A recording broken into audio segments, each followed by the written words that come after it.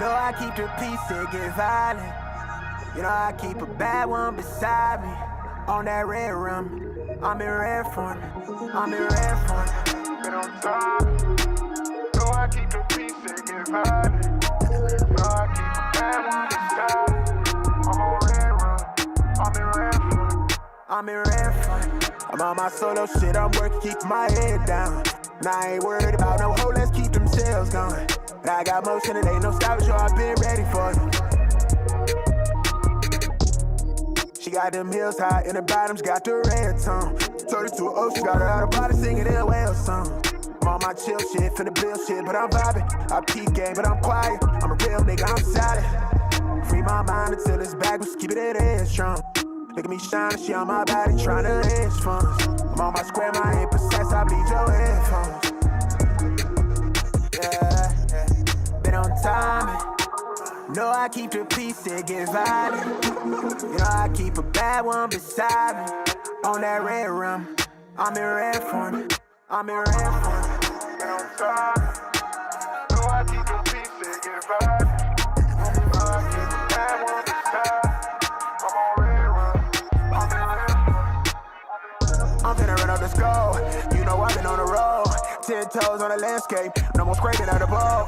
Young nigga keep his hands clean. Got it out the gutter for the falls. Ain't you proud of me, baby? All eyes on me, baby. Free my mind until it's backwards. Keep it at head strong. Look at me shining. She on my body tryna. I'm on my square, my hand precise. I bleed your headphones. Been on time. Know I keep the peace, it get violent. You know I keep a bad one beside me. On that red rum, I'm in red form. I'm in red form. Been on time. Know I keep the peace, it get violent. You know I keep a bad one beside me. I'm on red rum. I'm in red form. I'm in red form.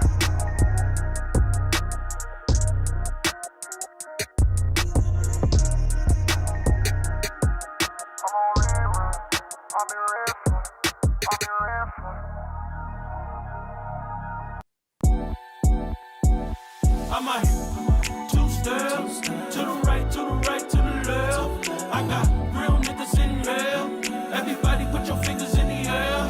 I might two-step to the right, to the right, to the left. I got real niggas in here. Everybody put your fingers in the air.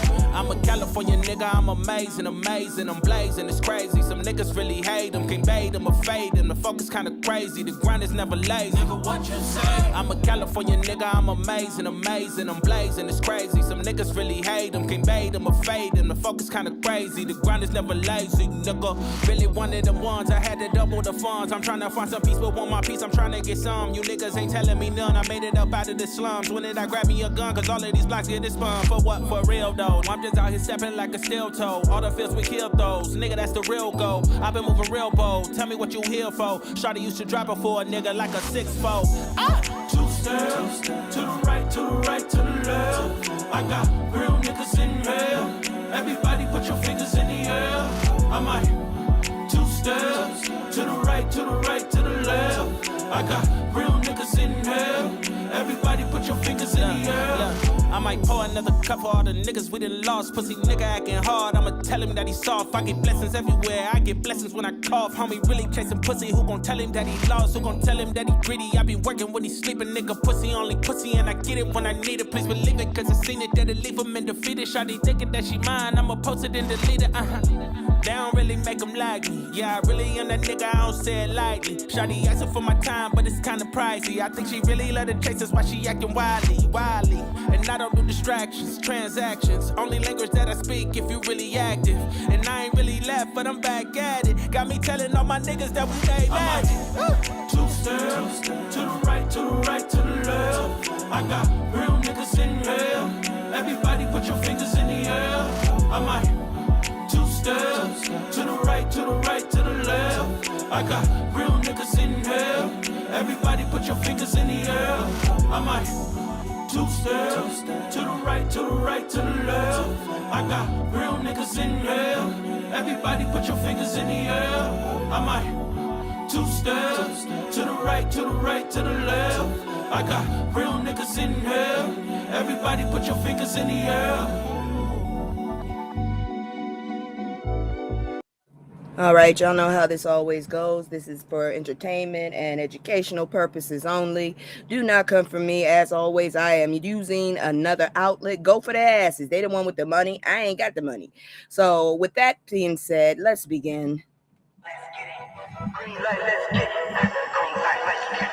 Green light, let's get it. I'm the future, I'm in it. Check score, I'm winning. Green light, let's get it. I just win. I'm on 10. Hey, what's up? How you doing? As you can see, I changed my damn background because it is too damn hot. So let me go ahead and start. Hello, it's me. Hello, motherfucker.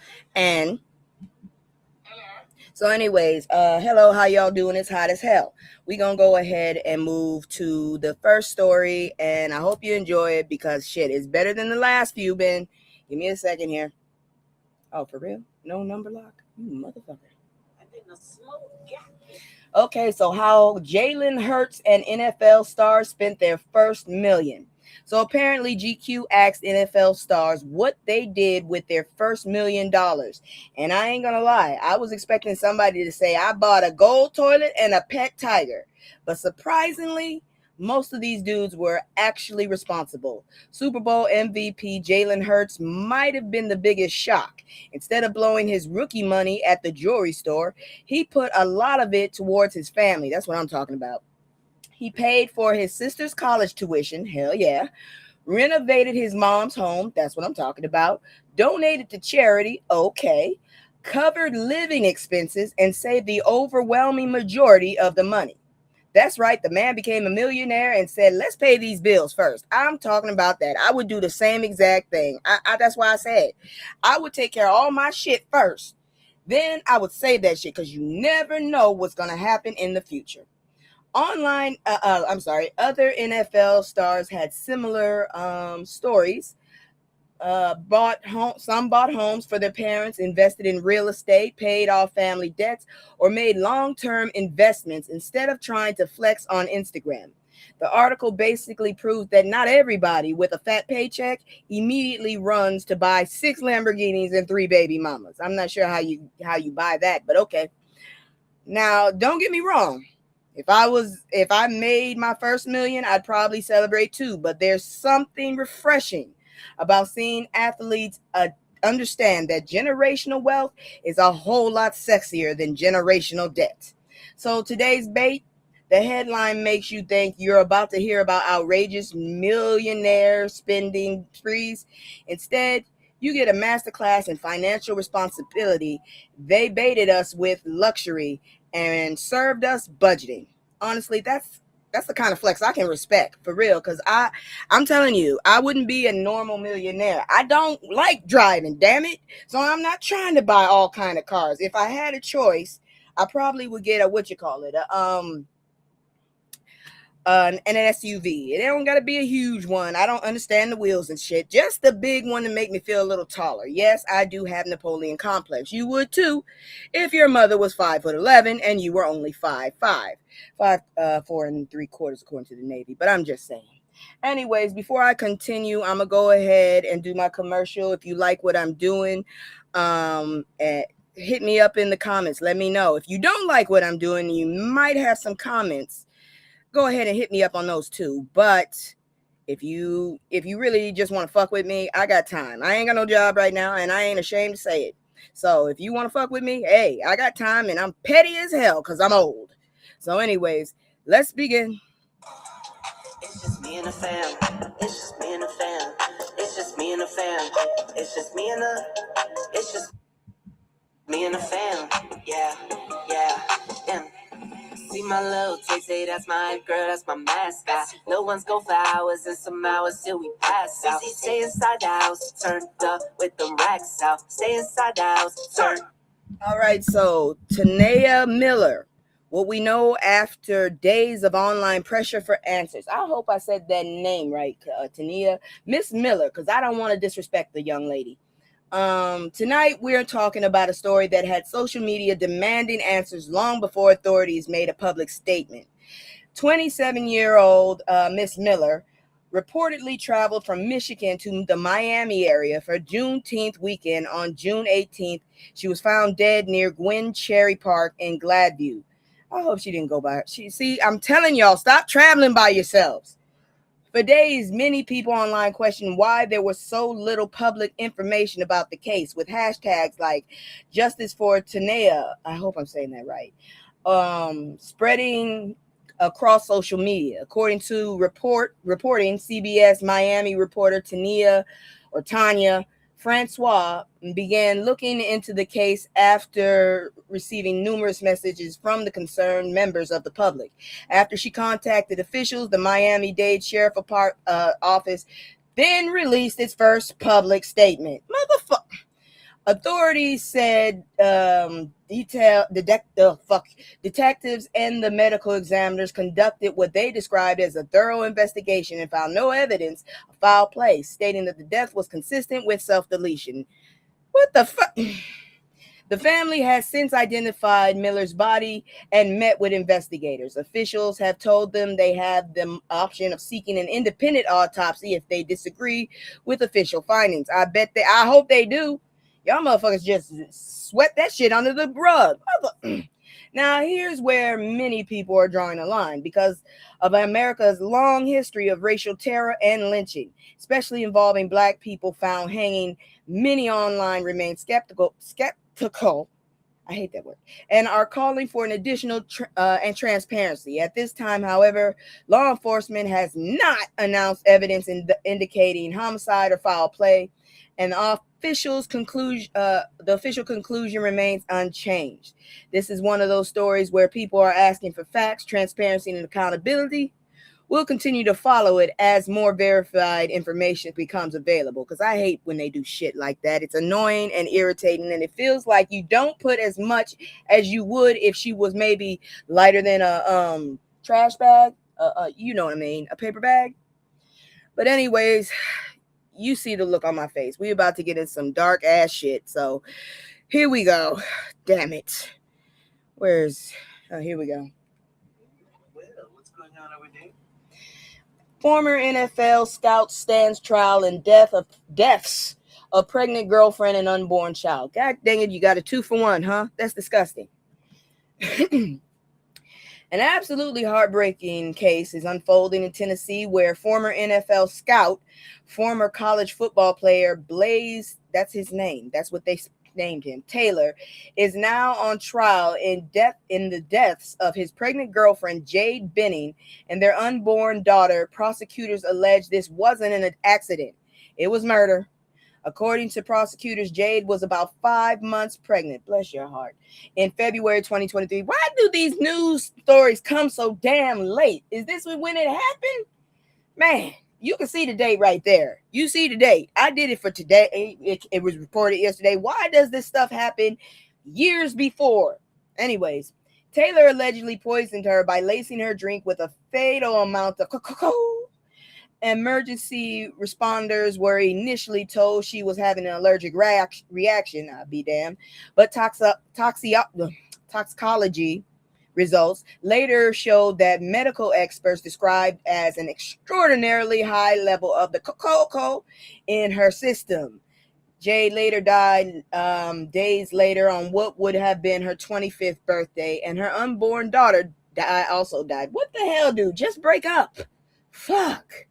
During the trial, jurors have heard emotional testimony, including evidence that Taylor allegedly didn't want the baby and had pressured Jade about the pregnancy.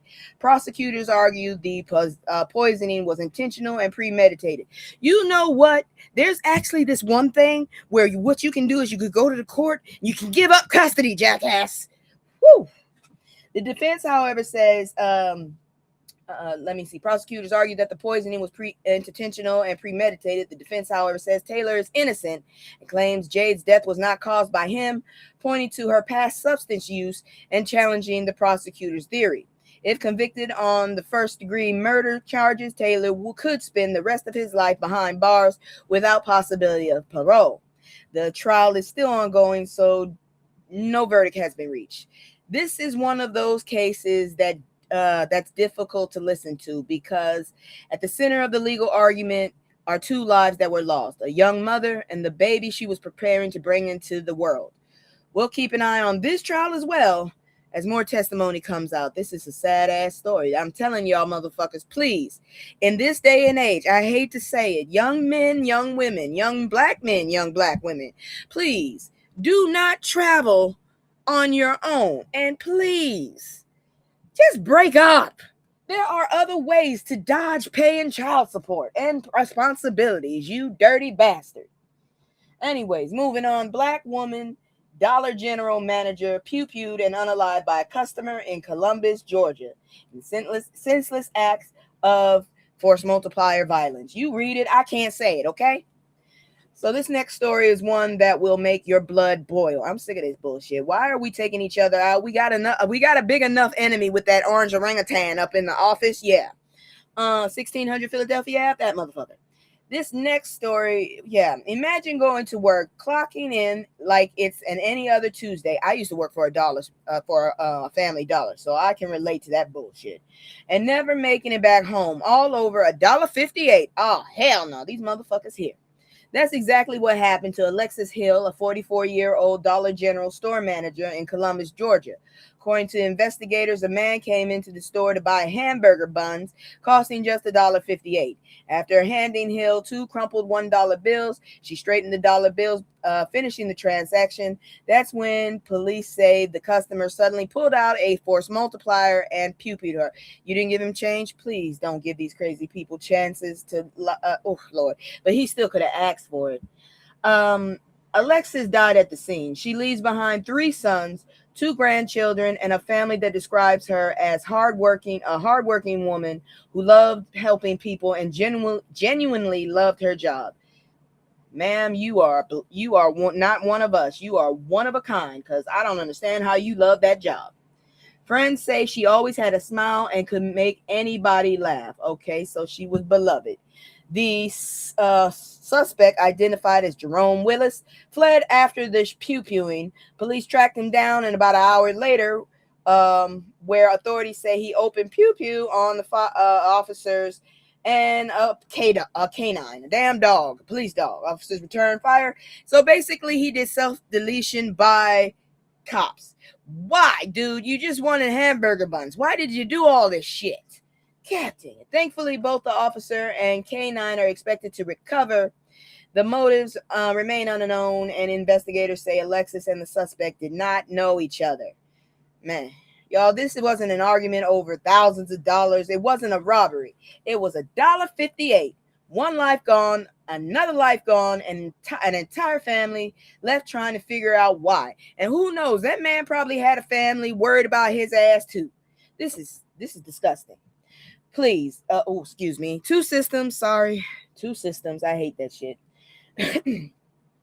Y'all, this wasn't an argument over I said, but please, if you're angry, frustrated, or having the worst day of your life, walk away. No purchase, no inconvenience, no bad mood is worth destroying families forever. Rest in peace to Alexis Hill, and prayers to everyone who loved her. That is fucking sad. I'm telling y'all, she had potential too. Shit. Y'all need to know. I don't know what else to say.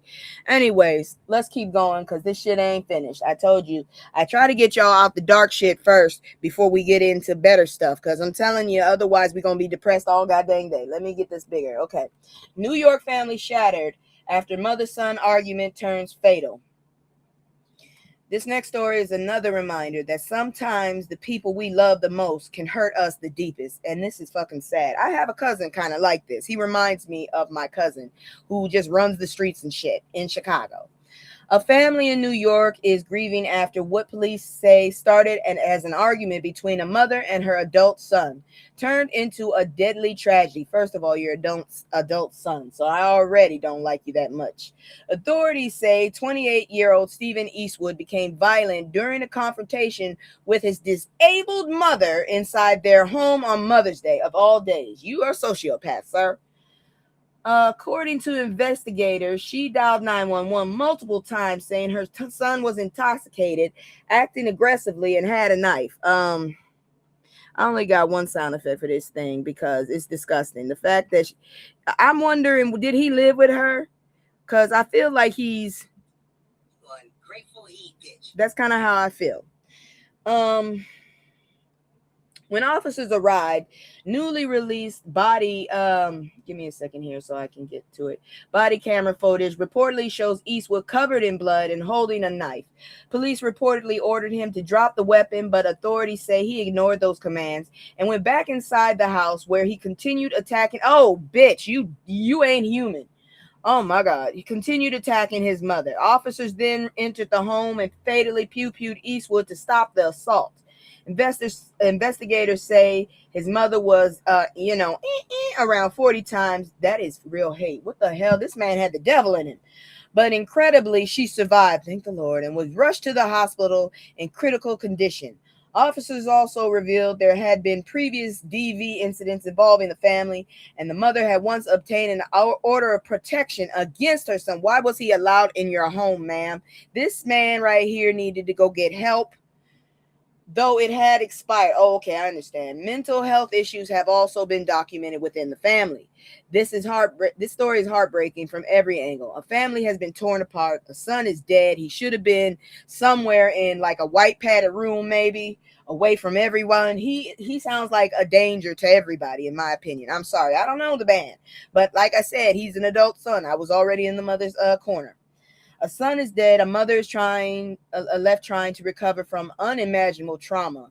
She probably also has Stockholm syndrome. She needs therapy as well.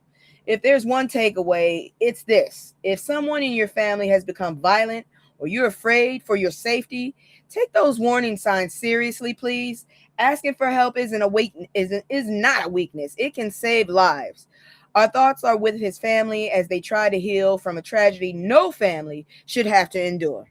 That is disgusting, and I don't know what else to tell you, but let me bring this down real quick because we're not done. I just want to say something. God dang it.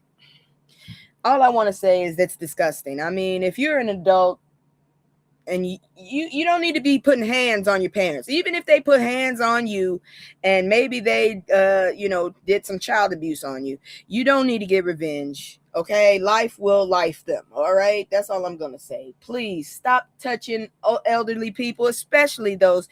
I don't know what's going on with my shit. It's just freezing up. I must have pushed something too much.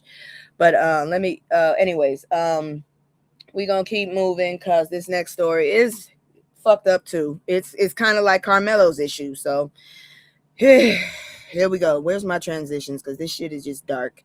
I'm freezing the fuck up. I hate that. Is this it? Yeah. Oh, wait. Okay, that's the wrong damn thing. I went too far down. Here we go. You shouldn't have been talking shit. Ohio mother questions fairness of justice system after son's unaliver avoids life sentence. So once again, someone has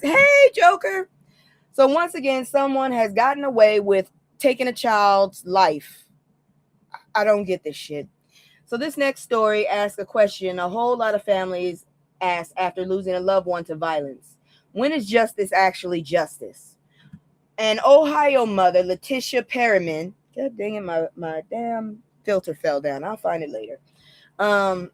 Letitia Perriman is speaking out after learning that the man who unalived her 20-year-old son, Jarvis Perriman, will not spend the rest of his life behind bars. Instead, Christopher Manning was sentenced to 32 to 37 years in prison after pleading guilty to involuntary manslaughter, felonious assault, and attempted murder. And yet, Carmelo gets 35. The fuck? The pew-pew happened last summer at Euclid Beach Park in Cleveland. Prosecutors say the argument escalated. Manning pulled a force multiplier from his backpack, opened fire, unalived Jarvis, and it wounded another teenager.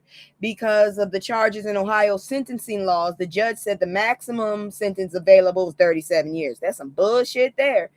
During sentencing, Jarvis's mother couldn't hold back her pain. She questioned why the man who took her son's life could someday walk free while her son never gets another birthday, another holiday, or another chance to become a father. The judge acknowledged her grief, telling her there was no outcome that could truly make the situation fair. And that's the conversation this case has sparked online. For some people, 32 to 37 years is a long sentence. For others, let me see here now. Kickbot combo. What the fuck is that? That's weird. Cheap and strong. I don't know what the hell that is right there. That is weird as hell. We're going to go ahead and get rid of that because I don't know. I don't know what that is. I want to get rid of it, but I don't want to kick view bot plus poll plus combo. What the fuck? I don't get it. I don't get it. But yeah, I'm going to ignore it. Anyways, let's see here now. Our hearts go out to the Perriman family. No sentence can replace a son, and no courtroom can give a mother back the future that was stolen from her. We'll continue following this story if there's any further developments. I am so sorry for that woman. People are losing children left and right. It's terrifying. It really is. All right, now it's time for a new segment. Everybody's been doing news you can use.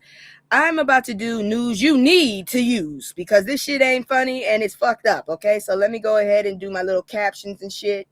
I added that. I see someone said something. Please don't be the dada that just did that weird ass shit. I don't have time for you right now. If you're doing weird shit, I will block you. I don't see. Yeah, he's on Kick. He's on Kick. That's why.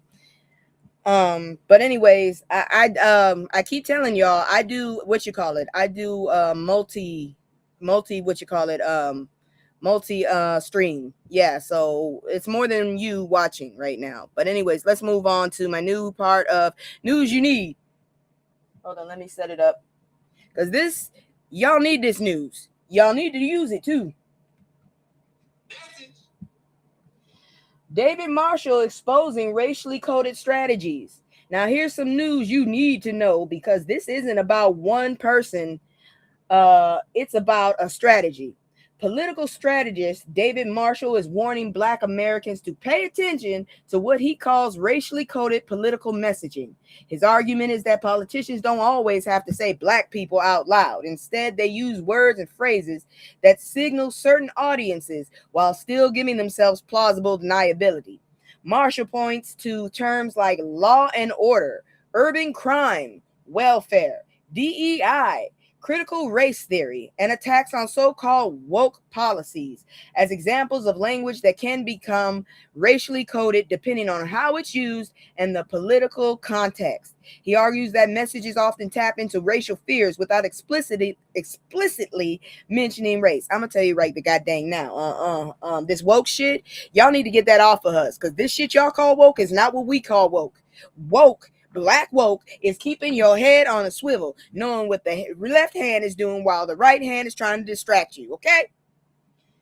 Anyways, let me see. Now, to be fair, not everyone agrees with this analysis. Some people believe these debates are about policy, education, or government spending rather than race. Marshall's point isn't that every person using these phrases has racist intent. It's that history shows this kind of messaging has often been used to influence voters while avoiding openly racial language. His message is simple. Don't just listen to what politicians say. Pay attention to what they're asking you to picture in your mind. Ask who benefits, who gets blamed, and who gets left out of the conversation, okay? Whether you agree with Marshall's conclusions or not, it's a reminder to think critically, ask questions, and look beyond the headline before forming an opinion. That's news you need to know. I'm so serious. And we're not done because there's some more shit you need to know. Moving on, two systems. I keep fucking forgetting. Two systems. An exclusive message to DC from Chicago and Newark mayors. Stop pitting Black and brown communities against each other. Please do. Because seriously, they're doing it themselves. Shit. Here's some more news you need to know, especially if you've been hearing politicians try and pit Black cities against each other. The mayor of Chicago and Newark has a message for Washington, D.C., and it's simple. Stop dividing us. In a joint open opinion piece, the two leaders argue that instead of competing for limited resources or blaming one another for urban problems, America's black-led cities should be working together to solve them. That's what I'm saying. It's a fucking trap. I'm telling you. The mayor says cities like Chicago, Newark, Atlanta, Baltimore, Detroit, and others often face the same challenges: affordable housing, public safety, underinvestment, economic inequality, and attacks on local leadership. Rather than letting political rhetoric turn cities into rivals, they believe a collaboration gives communities a stronger voice when dealing with federal governments. And maybe y'all need to talk to whoever the hell is Mom Donnie's goddamn accountant. That motherfucker done fixed some shit. That's all I gotta say.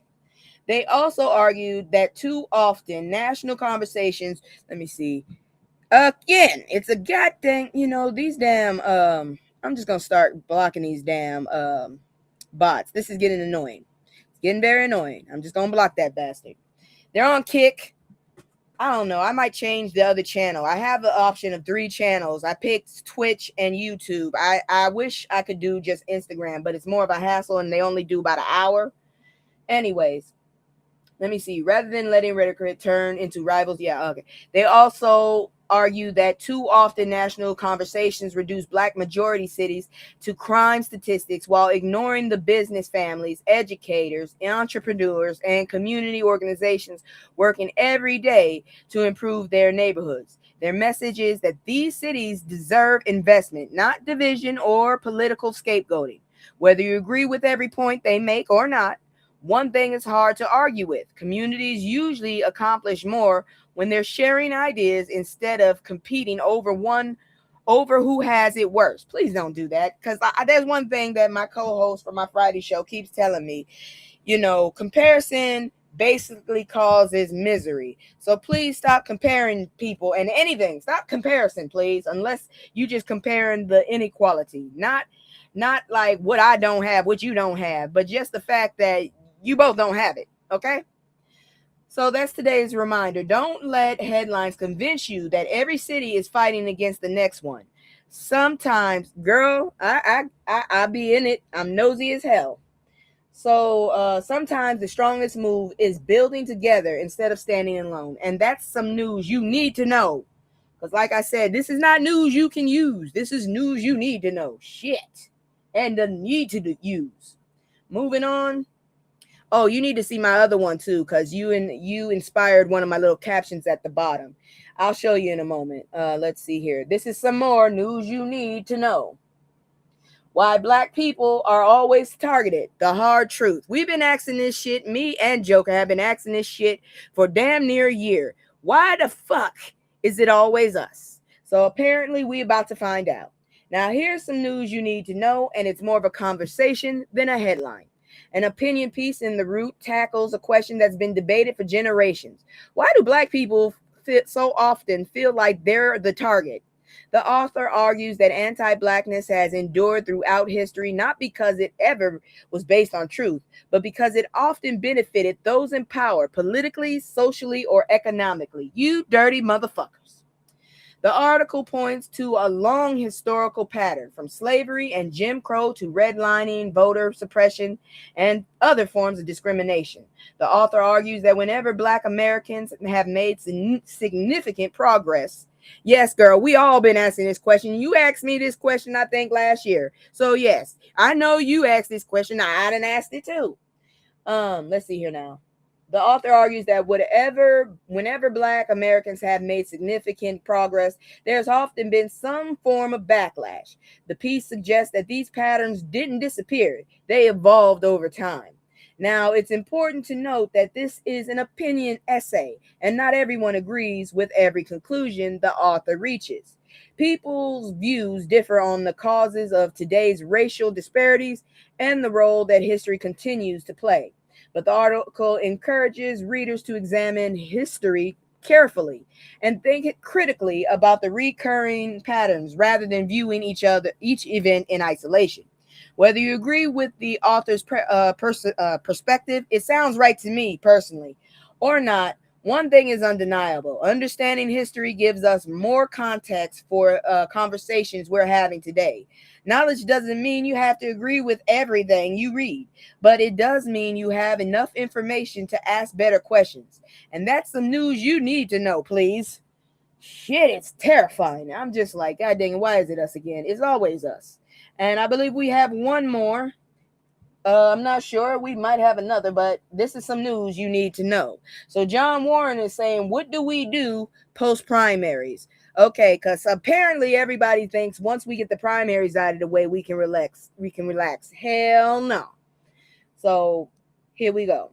Now, here's some news you need to know if you're thinking it beyond today's headlines. Columnist Dr. John Warren says now that the primary elections are wrapping up, the real work begins. His message is simple. Don't tune out just because your favorite candidate won or lost. The general election is where the biggest decisions are made. Warren encourages people, especially black voters, to start researching every candidate who will appear on the November ballot instead of relying on campaign ads or social media, because that's how we got that damn orangutan in the first place. He argues that local races matter just as much as national ones because governors, mayors, school boards, judges, and city council make decisions that directly affect our everyday lives.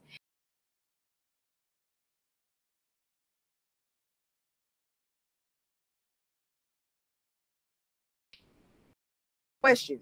Make it a vote. If you don't, you better not tell me. I ain't gonna ask, but you better not tell me. I will block your ass. I don't know you no more because right now this is our survival. Make sure friends and family are registered to vote and don't assume everybody already knows what's at stake. His biggest concern is low voter turnout after the excitement of the primaries fades away. Now, Warren also shares his own political viewpoints in the column, including his preferred electoral outcome. That's his opinion. But regardless of where you stand politically, his broader message is one that applies to everybody. Stay informed, study the candidates for yourself, and don't wait until election day to start paying attention.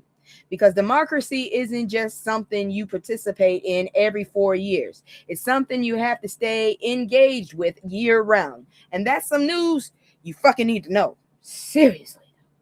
All right, that's it for that segment. We are now going into another segment that you probably should pay attention to because these motherfuckers, I don't know, they're really liking to terrorize us. So here we go again.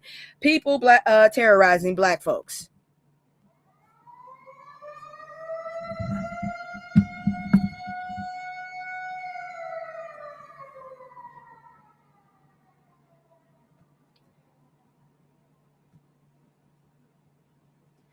All right, so yeah, I don't know if y'all heard about this shit, but Drumpf got somebody up in the goddamn postal service. So new postal service rule would withhold mail-in ballots.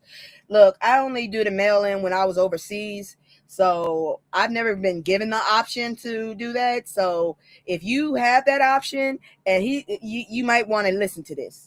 Now it's time for black people being terrorized, and today's story isn't about a single attack; it's about access to the ballot box. A controversial proposal from the U.S. Postal Service has sparked major concern among voting rights advocates. Under the proposal, states would have to provide voter information and comply with the new federal ballot mailing requirement. If they don't, the Postal Service could refuse to handle certain federal mail-in ballots. Critics argue that could make it harder for millions of Americans, including many black voters, to cast ballots. Civil rights organizations, including the NAACP, say the proposal could disproportionately affect communities that rely on mail voting, such as elderly voters, disabled voters, military families, rural residents, and many black communities. They also argue it conflicts with previous commitments by the Post Service to prioritize election mail. Can I also say that this fucking administration is one of the reasons why your ass is going broke? I just want you to know, and Amazon is the one that saved your asses. And that motherfucker is going wherever the money goes. He has no loyalty, dummy. Anyways, supporters of the proposal say it's about election integrity and creating uniform national standards for ballot handling. Okay, then fine. Then we need to go ahead and mobilize. Get people to grab motherfuckers that can't get to the ballot, bring their ass to the ballot, and help them vote then. How about that? We will not be stopped, fuckers. They also, let me see here now. Opponents say it's federal overreach into elections that are traditionally administered by the states and warn it could create new barriers to voting. Several lawsuits have already been filed, and a federal judge has temporarily blocked key parts of the broader effort while those legal challenges move forward. Regardless of where you stand politically, one thing is certain. Voting is a constitutional right, and changes to how ballots are delivered affects every eligible voter. So stay informed, know your state's voting deadlines, and if you plan to vote by mail this year, don't wait until the last minute. This is a developing story, and we'll keep watching it because I'll have my foot on their damn neck. You know how I do them damn updates. Now let's keep going because we still got some more people terrorizing the shit out of us. You'll never believe this next one. Shit. What these recent Supreme Court rulings could mean for all black people. Now it's time for black people being no, I already said that. I'm not going to keep doing that. And this one's about one case. It's about the decision that could affect millions of black Americans. The U.S. Supreme Court recently wrapped up several major cases, and legal experts say the rulings could have long-term effects on voting rights, congressional representation, criminal justice, education, and civil rights protections. Once again, I am willing to homeschool other people's kids too. Just saying. One of the biggest decisions weakened part of the Voting Rights Act by making it harder to create or defend black majority voting districts. Supporters say the court is enforcing the Constitution's ban on racial discrimination in redistricting. Critics argue the ruling could reduce black political representation in states across the South. I still am for, blocking these motherfuckers from having lifetime fucking appointments. They should go like in the middle of they should have 4 years, 2 years with one president, 2 years with the next. Then we switch that shit up because these old fucking fogies are turncoats, assholes, and just all around racist. Okay, shit. Supporters of the court say it's returning power to states and applying the Constitution consistently. No, it's not. Opponents argue that decisions make it harder to protect historically marginalized communities. Whether you agree with these rulings or not, one thing is clear. Supreme Court decisions don't just affect lawyers, they affect everyday people for generations. That's why it's important to pay attention, because today's court ruling can become tomorrow's reality. And I am not picking fucking cotton. I keep telling y'all that. Moving on. This motherfucker here. Did you hear about this shit? He tried this shit, and I can't believe they gave him paid leave. I hope somebody fucks with you. I'm not saying violence, but I hope they annoy the shit out of you while you're on leave. This next story has a lot of people asking one question. Why are we still seeing this shit? An Ohio police officer has been placed on paid administrative leave after a video showed him kneeling on the neck and upper back of a 15-year-old black girl during Juneteenth celebration in Elyria, Ohio. The video is spread quickly online, with many people saying it immediately reminded them of the killing of George Floyd. According to police officers were responding to a disturbance after the Juneteenth event when the girl's younger brother was detained. Investigators say the teenager repeatedly tried to intervene, and officers attempted to arrest her.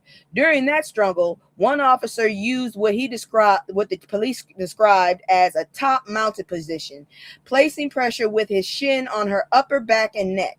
The department has launched an internal investigation. Bitch, you fat ass motherfucker, get off that girl. The teenager now faces multiple charges while community leaders and organizers are demanding accountability. They say regardless of what happened beforehand, putting a knee near a child's neck, especially after everything this country has witnessed, is unacceptable and deeply traumatic. The investigation is ongoing and no final findings have been released. One thing is certain. Images like this reopen old wounds for a lot of people. Now the community is waiting to see whether accountability follows the outrage or whether this becomes another story that quickly fades away. I hope not. The community knows about that shit, so I feel like you should probably do something about that. But anyways, that is it for that thing. It's time for me to do some promos. It is the 28th, the beginning of the 7 days in DC. I will not be doing this anymore after the 4th of July. I do not celebrate the 4th of July. I have my reasons. I celebrate December 5th, 1865, okay?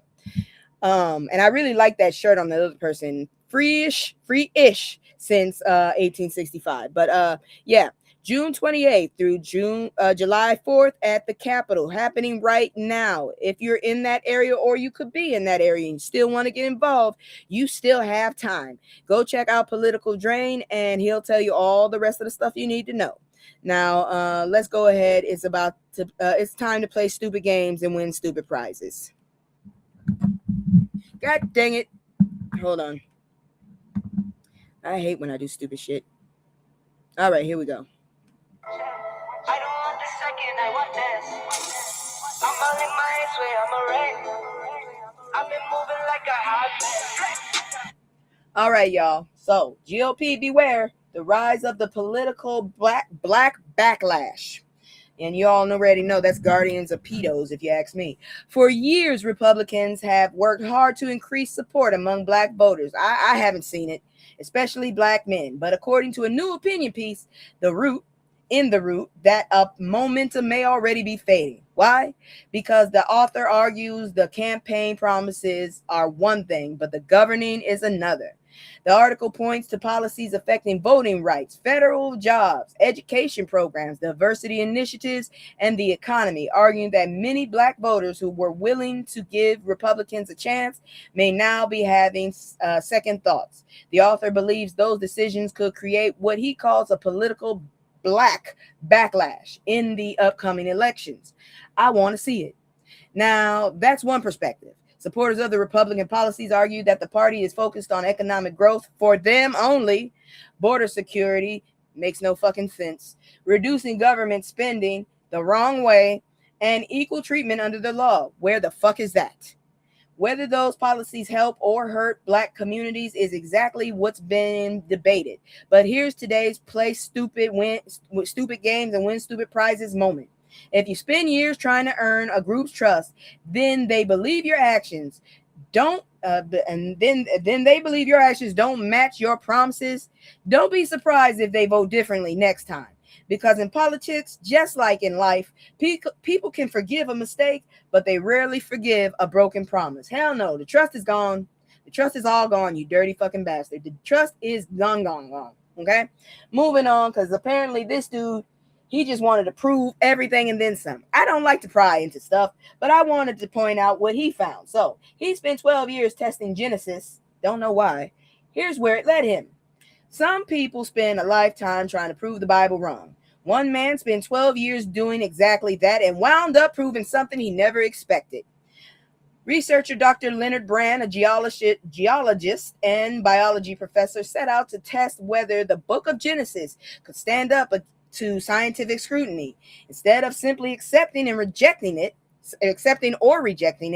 he spent years studying fossils, geology, and the natural world. According to him, the deeper he researched, the more convinced he became that science and faith weren't enemies after all. They simply asked different kinds of questions. Now, not everyone agrees with Brand's conclusion. The man's last name is Brand. That's horrible. Many scientists support evolutionary theory. I don't, and interpret the evidence differently. But Brand says his journey taught him something important.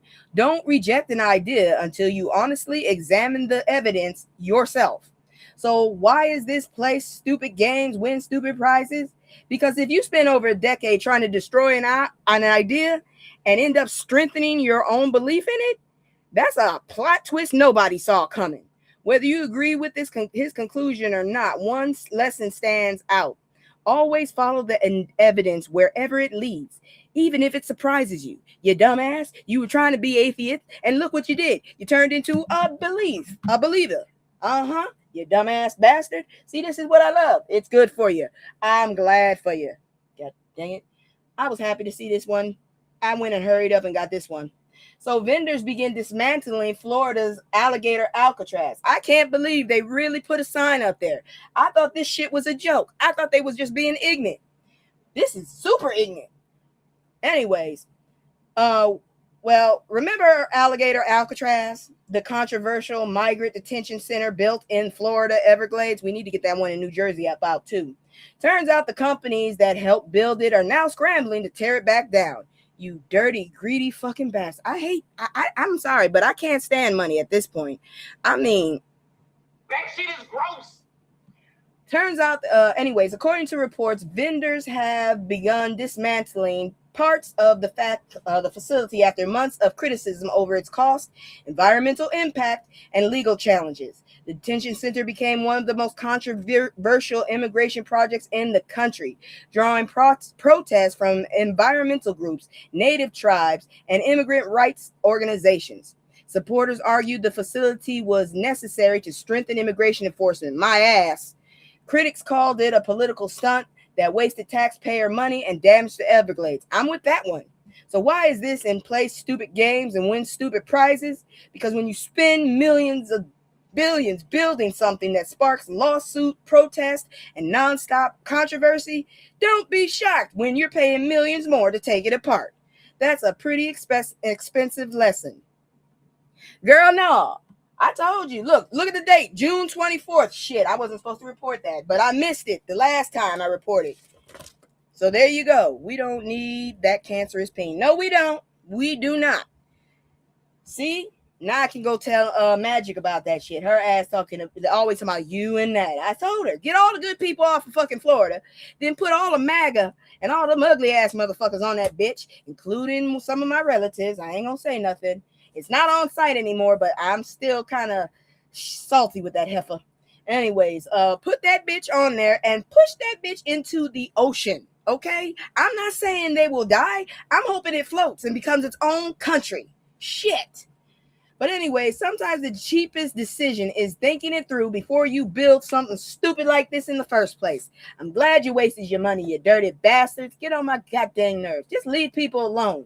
I'm telling you, that is the answer to world peace. Leave people alone. Stop touching people's kids. Leave people alone. Shit. Okay, let me explain something real quick before I go any further. There was this damn thing, right? Remove the good people and snip. Exactly. So there was this damn thing they did. Hold on, let me go get my new caption. Where I just saw this goofy ass girl. She came on the damn thing. This is dedicated to you, Joker. She came on the damn internet, TikTok, and she said, how about we teach our kids not to hit back? The hell? Have you lost your goddamn mind? I am not sitting up there teaching my kid not to freaking fight back. Don't put hands on anybody. Teach a kid not to touch kids. How about that? Teach kids not to touch anybody. Keep their hands to themselves. Keep your hands in your pockets, and I bet you wouldn't have a problem. I heard that TikTok. It was the dumbest shit I ever heard in my life. I'm like, are you serious? Who the hell actually? I got told if I don't fight back, my family was gonna fight me. So you can kiss my ass about not teaching kids not to fight back. Fight back. Shit. Teach a bully not to touch people. Moving on. God dang it. Kagan puts Drumpf's most inflammatory remarks about Haitians into Supreme Court records. So this shit is in there now. So we will always know about this fucking family. Girl, did you see that stupid ass shit? It was the dumbest thing I ever saw. My cousin, my 6'4" female cousin told me if I didn't fight back, she was gonna whoop my ass. She is 6'4". I was only 6 when this shit was happening. I fought back. I'd rather fight you than her. Anyways, so one of the strongest dissents to come out of the U.S. Supreme Court this week came from Justice Elena Kagan after the court voted 6-3 to allow the federal government to move forward with ending TPS for hundreds of thousands of Haitians and Syrians living legally in the United States. In her dissent, Kagan argued the administration failed to follow the law's required procedures before ending those protections. She also pointed to the past public statements about Haitians, saying the court couldn't ignore evidence that could suggest racial bias. What do you mean suggest? It is. The conversation, let's see here now. The conservative majority disagreed, of course, because they're stacked. The fucking court is stacked. That's why I said they should not have life fucking appointment. None of them should. Look what we got now. We got the darkest white man I ever seen in my life up in there, and then a bunch of other motherfuckers. Because that ain't no black man. That is the darkest white man in the world. Now, this is why this shit landed in this section. If you spend years building a reputation with comments that people see as offensive or discriminatory, don't be surprised when those same comments come back in court and become a part of a legal debate, because it's coming back, bitch. Words matter. They don't just disappear because time passes. Regardless of where you stand on immigration policy, this ruling could affect more than 350,000 Haitians and may shape how future administrations handle TPS for years to come. These bastards don't realize y'all sitting up there hanging yourselves and don't even notice the noose. I'm just saying. Because guess what? Eventually, something gonna happen. Y'all ain't gonna be in power for long. Because even if y'all asses rig the shit and stay in power, something gonna happen and people gonna make an uprising. You can't lead if nobody's listening to you. I'm just saying that. Moving on. North Carolina governor advocacy groups condemn Confederate flag being featured in exhibit at Great America State Fair. Why would you do this shit, you dirty fuckers? I told you. That's why I'm not celebrating this shit. My family was not free for 250 years. Now, in 4 years, we can talk. That'll be 165 years that we've been free. I did the math. Anyways, well, somebody thought putting a Confederate flag on display to represent North Carolina at the Great American State Fair, which is bullshit, in Washington, D.C. was a good idea. It wasn't. This display showed an altered version of North Carolina's flag with a Confederate battle flag superimposed over it. The backlash was immediate. North Carolina Governor Josh Stein condemned it, saying the display did not represent the state and demanded it be removed. That's what I'm talking about. Organizers pulled the image all after complaints poured in. You dirty ass bastards. Who thought that was smart? Hit him in the back of the head with like a studded glove, please. The controversy didn't stop there. Advocacy groups blasted the display, and one of the event sponsors, Mount Olive Pickle Company, okay, you know what? I'm not getting those pickles no more, withdrew from the exhibit altogether. Oh, okay, they didn't have an idea. Okay, I'll still fuck with them then. Withdrew from the exhibit altogether after saying it had no idea the Confederate imagery could be used. Now, here's why this is where it is. If you're trying to celebrate America's 250th birthday, which I am not, I heard and I'm loving it. Schadenfreude all the way. Schadenfreude. I love it. If you're going to celebrate this bullshit, which I will refuse to, maybe don't use one of the country's most divisive symbols to represent a state that never even had the Confederate flag as part of its official state flag. That's not history. That's a fast way to create public relations disasters, you dirty bastards. Not all the South carried that fucking flag. Turns out when you play with controversial symbols, don't be surprised when the prize is nationwide outrage, you dumb bastards. Where is it? Where is it? Damn it. Okay. Really? Now you don't want to work? I hate when they do this shit. Anyways, how about this one? Or here's Perfect. another idea that's going to be very controversial. You could shut the fuck up. Exactly. Moving on. And Joker, did you read the bottom? Have you read the bottom? Black woman sues Texas hospitals over denied miscarriage care. How the hell are you going to deny someone care? What the hell is their thing? Do no harm? This next story is heartbreaking, and it's raising serious questions about emergency medical care. Lynn Calloway, a 40-year-old Black woman from Texas, has filed a federal complaint against 2 hospitals after she says they repeatedly denied her treatment while she was suffering a dangerous miscarriage. According to the complaint, she was sent home despite severe bleeding, intense pain, and later signs of infection because medical providers feared violating Texas strict abortion laws. Bitch! Oh, Lord have mercy. Holloway says doctors confirmed her pregnancy was no longer viable, but instead of immediately providing medication or yes, girl. And I'm going to keep that shit because motherfuckers come in here and I guess they think I'm Candace Owen because I do nerdy shit. Hell no. Hell no. I don't have a problem with that shit. My mama sits up there and holds my mouth shut, okay? I told Santa Claus he looked stank. I ain't got no problem telling people. It's in my personality description. I'm INFJ. Jade, judging. I'm judging you. Anyways, Calloway says, let's see here now. Yeah, she said, okay. Let's see. But instead of immediately providing medication or a procedure to complete the miscarriage, she was discharged multiple times. She said she didn't receive care and she needed it until nearly a week after her symptoms began. After developing an infection, she has since been diagnosed with PTSD as well. She needs to sue them motherfuckers all the way to Kingdom Come. Her complaint alleges the hospitals violated the Federal Emergency Medical Treatment and Labor Act law known as EMTALA. I don't know how to say that. EMTALA, which requires emergency rooms to stabilize patients experiencing medical emergencies. That's why motherfuckers, when I worked in the 911 as the financial person, everybody hated that person. People motherfucking went in that shit for toothaches because they had to give them something. Anyways, my mic almost fell. The hospital have said that the hospitals, it's more than one. The hospitals have said they follow applicable laws and that treatment decisions are based on physicians' clinical judgment. Y'all some dirty bastards. That's all I'm gonna say. Now, this case isn't just about one woman. It's become part of a larger debate over how abortion laws affect miscarriage care and whether fear of legal consequences is changing how emergency medicine is practiced. You motherfuckers love to ruin a country, don't y'all? The lawsuit is still pending and no court has ruled on the allegations. But for Lynn Calloway, she says she wasn't just grieving the loss of a pregnancy. She was grieving a healthcare system she believed would protect her.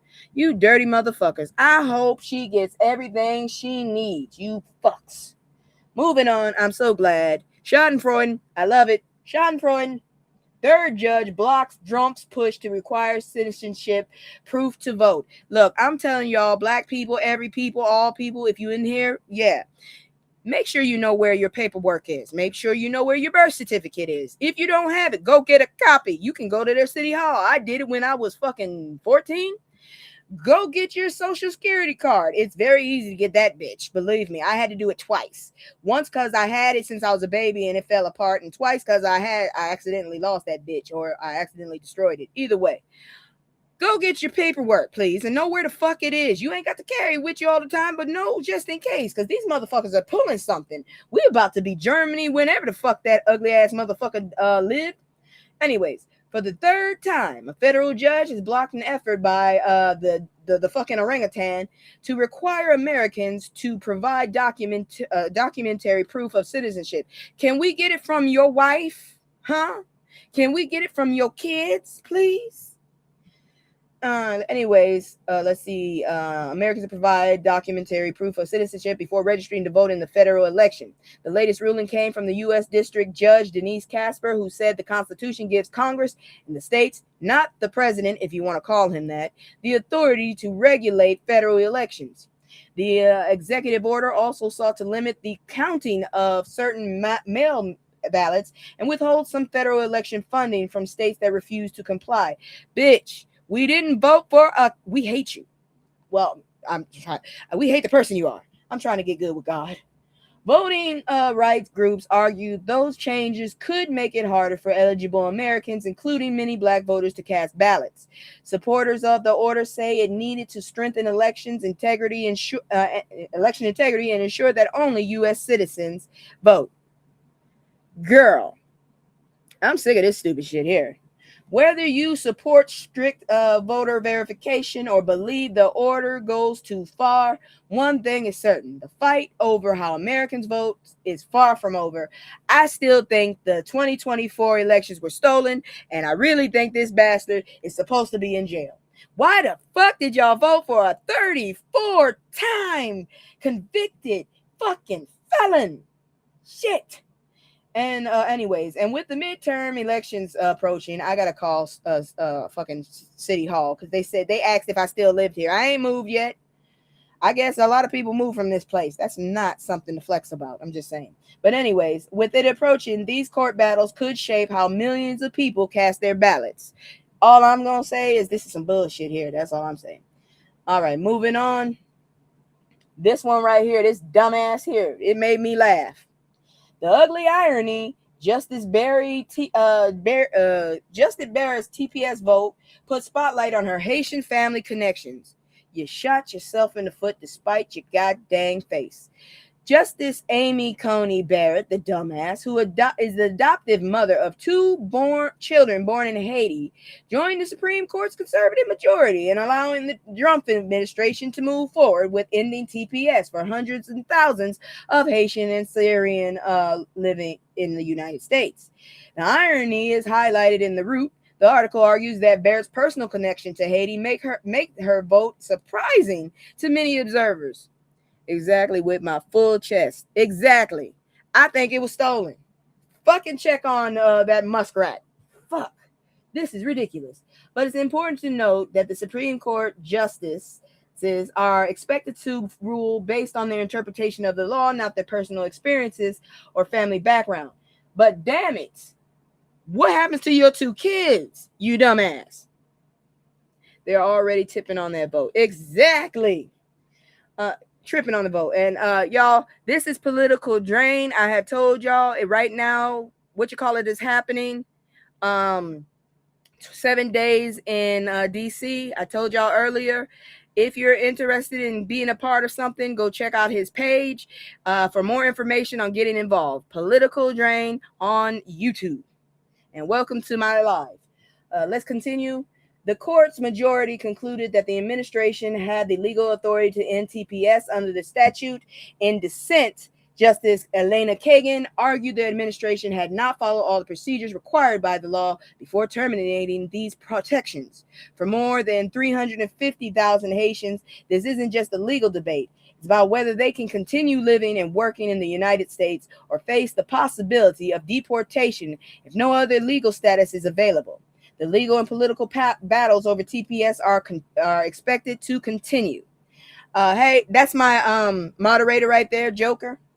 Whether you see this as straightforward legal ruling or a humanitarian setback, one thing is certain: the impact will be felt far beyond the courtroom. And I hope you feel it too, you goofy ass heifer. Get on my goddamn nerves doing stupid shit. You shot your foot to what you call it.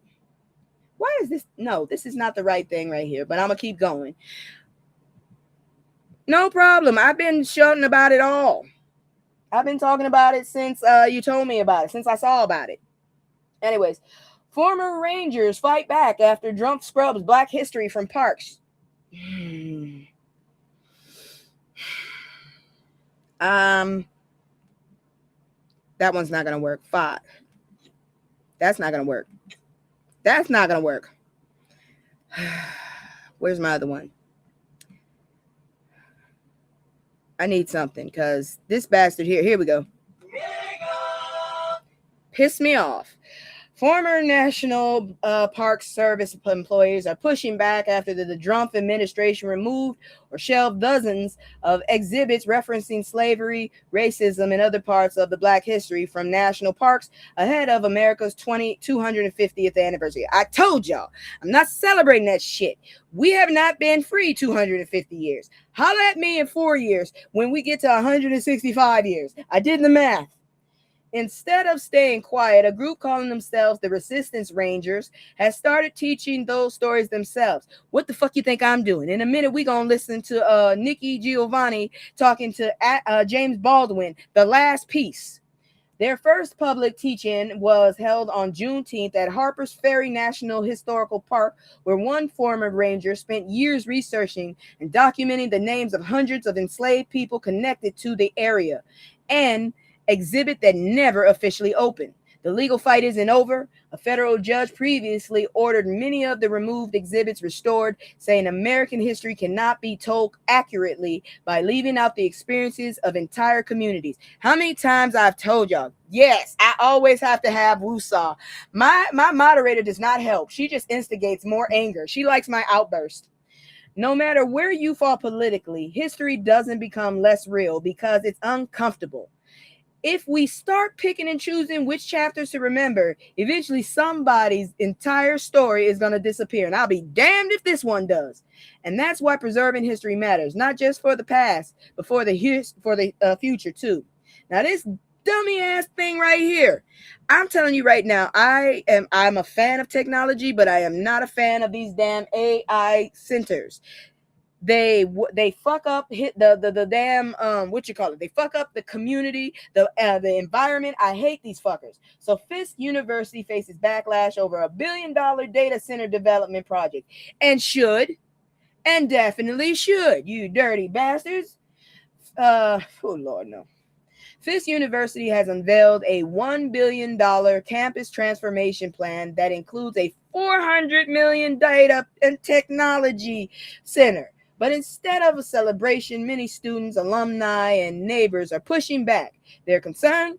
They fear the project could bring increased energy use, yeah, environmental risk, yeah, and noise into historic Black neighborhoods, yeah. Yes, she is. She's here to raise my blood pressure. Because actually, when I go to the hospital, I usually have low blood pressure, but not with her around. I even have an unhinged TED Talk, but I don't have one today. Critics say that they were adequately consulted before the announcement and have launched petitions, attended public hearings, and called on the university to reconsider. State Representative and Fisk alumni Justin Jones summed up the frustration by saying, if it's not good for a zoo, it's not good for HBCU. I don't even like the calling of that one. That sounds horrible. Referring to separate controversial data proposals elsewhere. They're trying to be everywhere Black folks are. God dang it. This is not American Express, you bitches. President Dr. Agena Clark says much of the criticism is based on misinformation. My ass, those AI centers fuck up the damn environment. That's why they keep putting that shit near Black neighborhoods. Fuck. She insists the university's project is designed to be environmentally responsible, says the goal is to create an innovative center that will generate revenue, expand technology, opportunities, and help secure future generations of students. But what about the students now? What if they sit up there and can't breathe? By the time the future ones get here, they won't be here. This debate isn't just about data centers. It's about balancing economic survival with protecting the health and history of a Black community.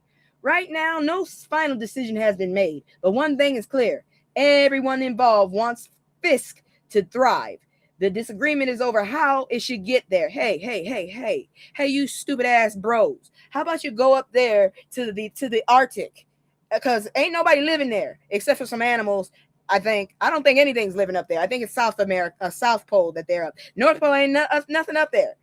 Go use that water. You fuck. Sorry.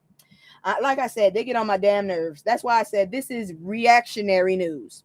And that's it for playing stupid games and winning stupid prizes. Once again, I am a VTuber. I will cam up for anything outside of this, but this is my shit, and I'm still not Candace Owens. Read the thing at the bottom. So don't come up in here talking about your kind. I'm still pissed off about that shit. That was 3 weeks ago, and I'm still irritated by it. But I don't want nobody to get the wrong message. I have never made this channel look like it was catered to anybody but Black people. I actually based this skin color to the skin color of my pictures, bastards. Anyways, that's it for that. We are now going to go ahead. Before I continue, let me go ahead and do some promos. If you like your lips popping and you like CBD, this is a Black-owned company in New York. She can be found on Threads, Twitch, and Instagram. Check it out, CBD Honey Lips.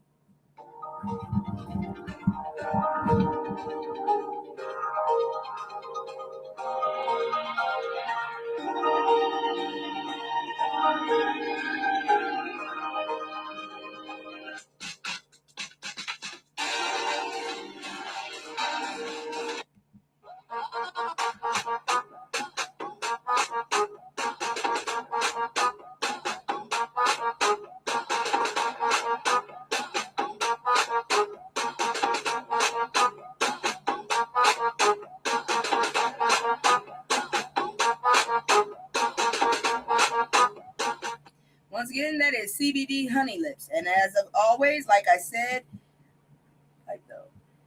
I gotta keep this pipe. I gotta keep this pipe because it keeps me calm. You should already know what's in it. Anyways, 7 days in DC if you're in the area. And I actually bought one. I can tell you where to get one. If you need something to be involved with, go check out Political Drain on YouTube. Here he is in the chat so you can see him. He has more information if you're in the DC area, or if you got the money to get there and you want to get involved, go check out 7 days in DC. Today is the first day.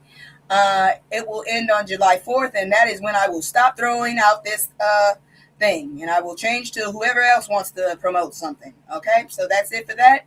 And now I'm gonna do my commercial. As always, if you like what I'm doing, please let me know in the comments. Please like, share, subscribe. You see that little kitsune? Hold on, kitsune. Please subscribe. If you don't like what I'm doing and maybe have some suggestions, let me know. I don't mind. And if you just want to fuck with me, look, I ain't got no job. I'm old. I got time. I will drag you without anybody knowing who the hell you are.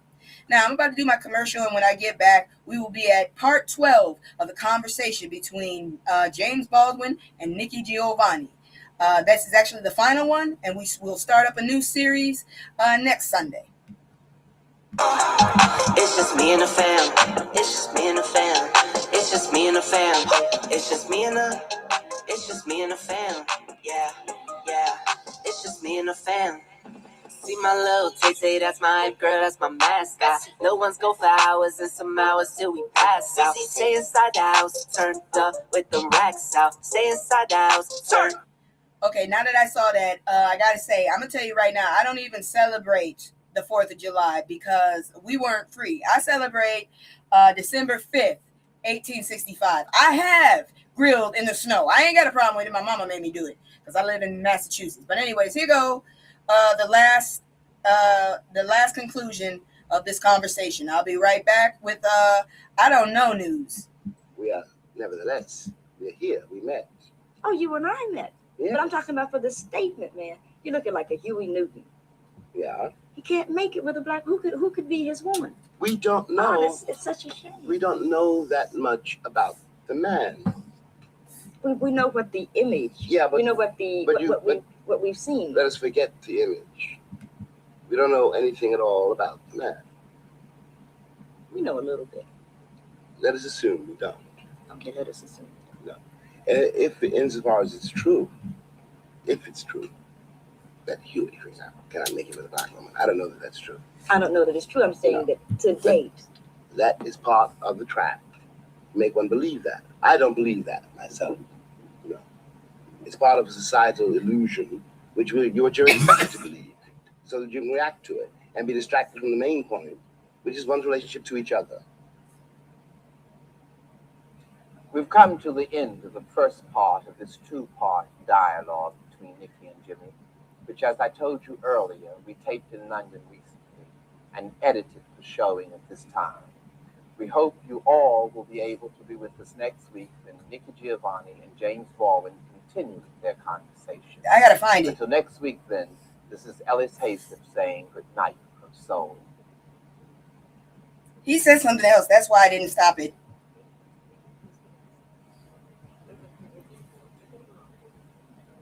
I don't have fast forward, y'all. I'm sorry.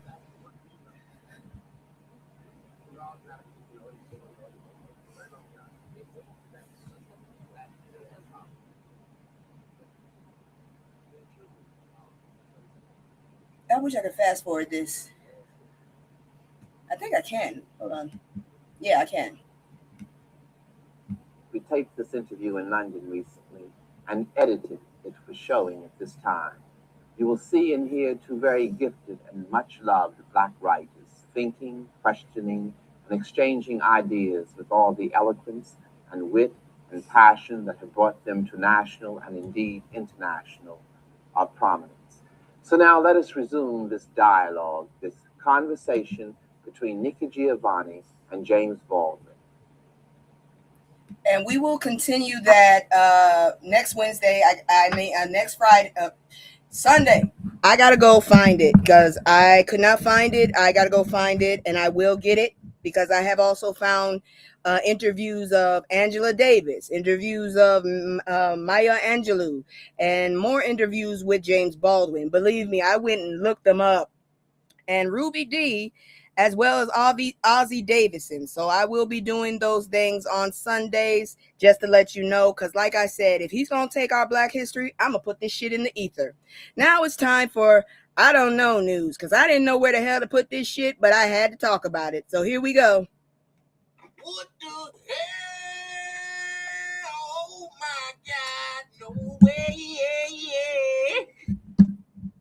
So, World Cup visitors trying American soul food is the best thing on the internet. Okay.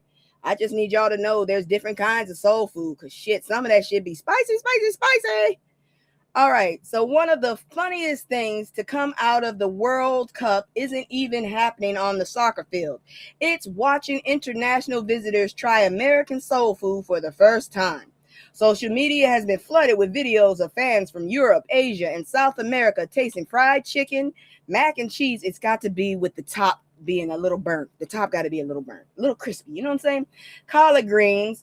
Depends on what kind of salt meat you're using in that. Candied yams, cornbread, peach cobbler. It's pecan pie for my family. And sweet tea. Man, that's Kool-Aid red. And let me tell you, the reactions are priceless. You've got folks taking one bite out of mac and cheese like they just discovered electricity. People trying sweet tea and wondering why it tastes like liquid candy. Because it's too much sugar, okay? There's too much center. They sent these foods. They probably did. That's diabetic. I'm trying to warn y'all. Y'all think it's good. You're going to get diabetes. Keep fucking around with them damn drinks from the neighborhood. I'm just letting you know. Shit, sometimes I feel like I got to dissect and see what the hell is made out of it. And others finding out real quick that soul food isn't a meal. It's an experience. Shit, it was whatever. It was the only thing for dinner. You eat that or you go home, you go to bed hungry. I got told that several times. I'm just going to let you know that now. Now, some of them may need a nap afterwards. Please don't get the itis. You will become fat. My whole family is big bone. I'm just letting you know. Because soul food has a reputation of putting you in bed in the best food comas of your life. And then you cuss yourself out about 3 days later when you go to the doctor and they telling your ass you need a diet. But hey, that's part of the cultural exchange. I don't know who deserves the MVP more, the soccer players or Big Mama's recipes. One thing's for sure, these visitors may have come to America for the World Cup, but they're leaving with recipes, leftovers, and probably extra 10 pounds. Now, that's done some good eating, and that's today's I don't know news. Because I don't know. I saw the poor guy react. That's what I'm saying. And that's just Atlanta. Can you imagine if they went any further? Look, most of my life has been in Louisiana, but my mama sent me to her home state in Mississippi. Oh, God, Mississippi. Somebody need to go over there and bring that shit back into the new times, please. It's still stuck in maybe 1960 by now because it was 1950 when I was over in that bitch as a kid going to school. One elementary school in that motherfucker. Anyways, what I'm trying to say is there are a lot of different kinds of soul food out there. That's all I'm saying. Damn it. See, where's my thing? I need a different caption. Because my moderator has her own mind, not me, please. My moderator, don't come sue me, sue her. I'm sorry, Joker. I love you to death, but I'm not getting taken to court because of you. I'm not getting taken to court because of you. No. Mm-mm. Anyways, it's time for good news, and this one hits a little home because, as I have said many a times, I am half Cape Verdean. That's why I say I have deep roots for the people that have been here and I have roots that just got here. I'm the fourth generation. I mean, out of all you see, this man is still going off about Magic City. I've never been to Magic City, but I heard about the food. So what can I say, god dang it? But anyways, let's do some good news and I'll be right back. I did not say I wanted to change it. I gotta go watch it because I'm telling you, they be tripping me out. It's normal. I went to Japan and I introduced the dude to rice and butter. He didn't know what the hell to do. I made a steak with rice and butter and he was like, what is this? I've never had butter on rice. I'm like, there you go. Because shit, it's either that and some people add sugar. I don't, but I like butter on mine. Really, a little seasoning, a little slap your mama on that, give it a little kick. Yeah, I'm just saying. But here go good news and I'll be here with it.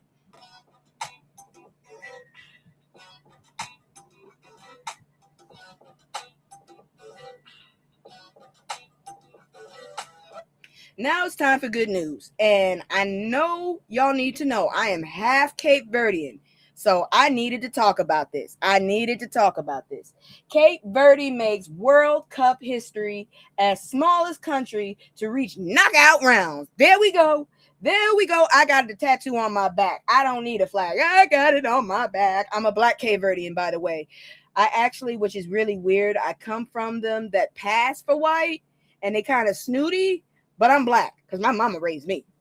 Anyways, Cape Verde has officially made World Cup history, becoming the smallest nation by population ever.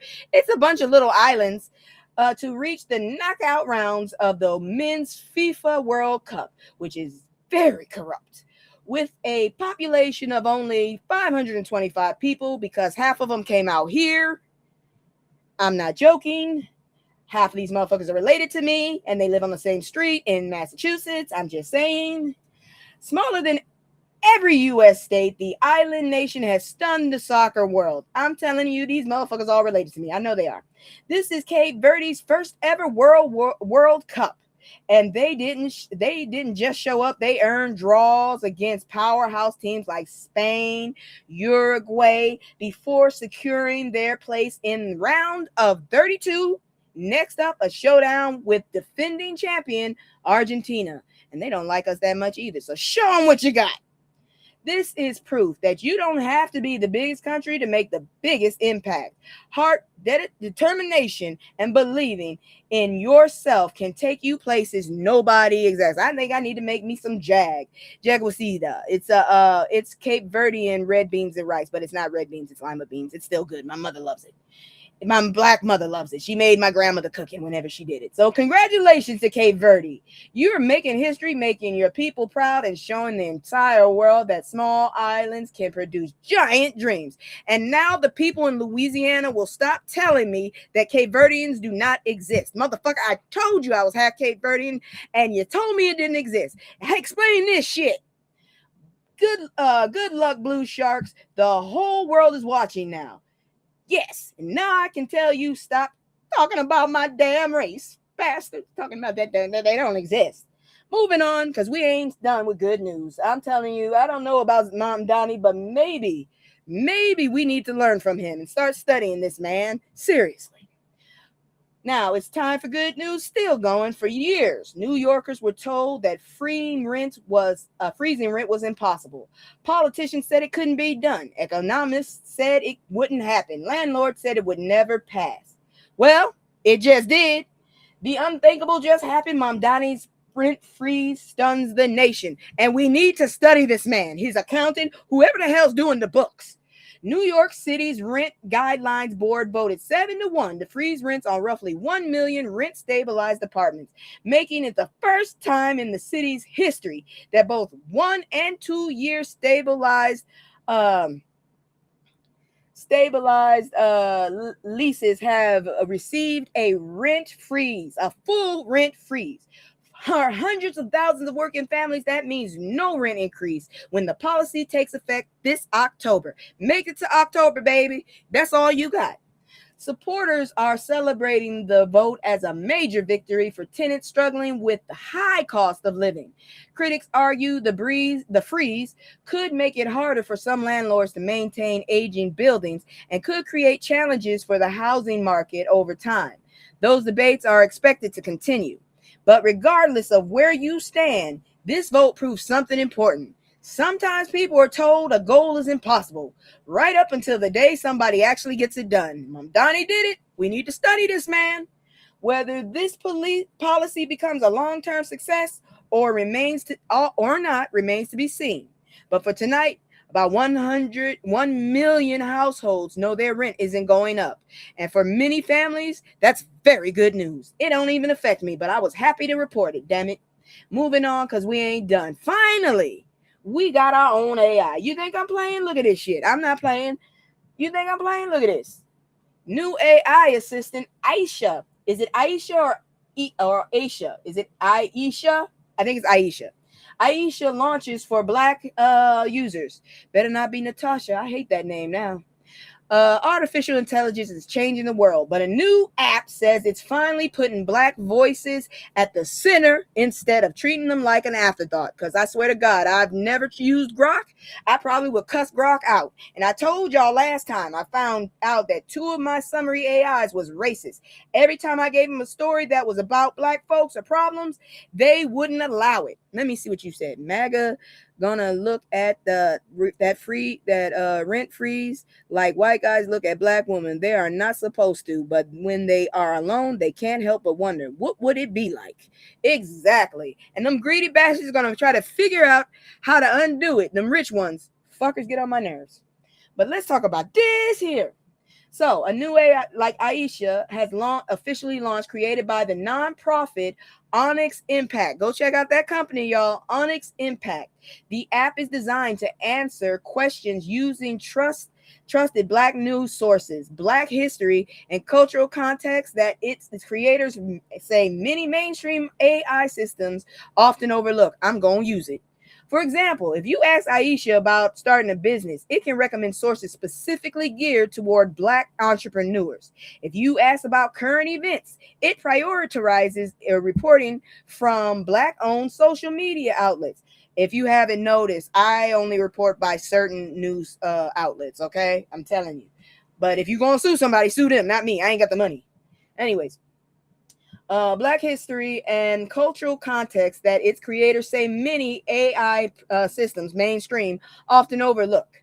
So, yes. And according to developers, users' conversation, God dang it, my script fell.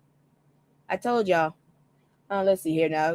User conversations are not used to train the model. Thank God. Now, is Aisha going to be perfect? Of course not. Every AI can make mistakes. I done had to teach Nova. But the creator says their goal isn't to replace critical thinking. It's to make sure Black communities have technology that better understands their history, experiences, and concerns. Whether you're excited about AI or still skeptical, I'm a little skeptical personally. It's encouraging to see more people asking, who is this technology built for? Because I'm going to tell you real talk, most of them are not for us, especially Grok. Can he please get deported? Please deport that ugly ass fella on Muskrat. That's an ugly ass bastard. And he's not on ketamine. I told y'all, I microdose ketamine. I have never acted like that. But might that be another way of them spying on us? No, because it's actually made by a Black company, Onyx Impact.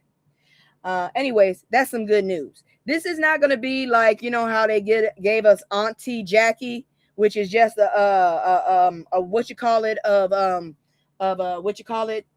cousin Jack, where's the one of Carol's daughter in them. Yeah, that's what they're trying. That's not what this is. This is not what this is. It's not an Aunt Jackie. Anyways, moving on, because I did look up Aunt Jackie when they first came out. That is not Black owned. Don't get tricked. Anyways, we're going to keep moving because now we are about to enter financial news, which y'all need to know to, get your generational wealth going on. Because I promise y'all, I'm going to give you everything you need before we finish tonight. And we going to finish before 9. I promise you that shit. Where the hell is it? Where am I? Financial. I can't find it. My transitions. I made my transitions. Yay, me. Where's my financial news? Fuck. Oh, there it is.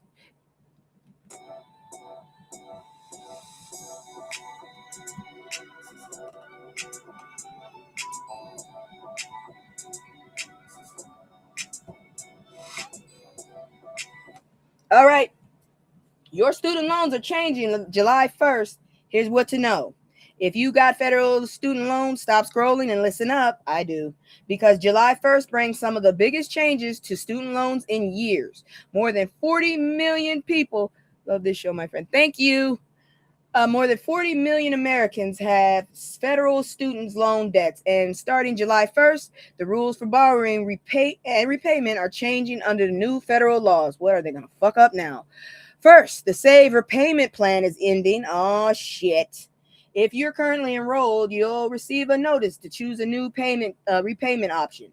If you don't make a choice, you could automatically be placed in standard repayment plan, which for many borrowers means higher monthly payments. I ain't got it. Enjoy watching this grow. Thank you so much. I've been at this for 3 years. I don't know what I'm doing wrong. I got tricked. I've been using those products for years. All right, take care of yourself. The only thing left after this is celebrity news and health news. What the hell did you do wrong? What you got tricked? Oh, you thought Auntie Jackie was black? The one in the dollar store with the signature? No, girl, no. That is a what you call it? That is a what you call it? It's an imitation. Let me see what that the Cousins. Yeah, that's not the same company as the Cousins. The Cousins.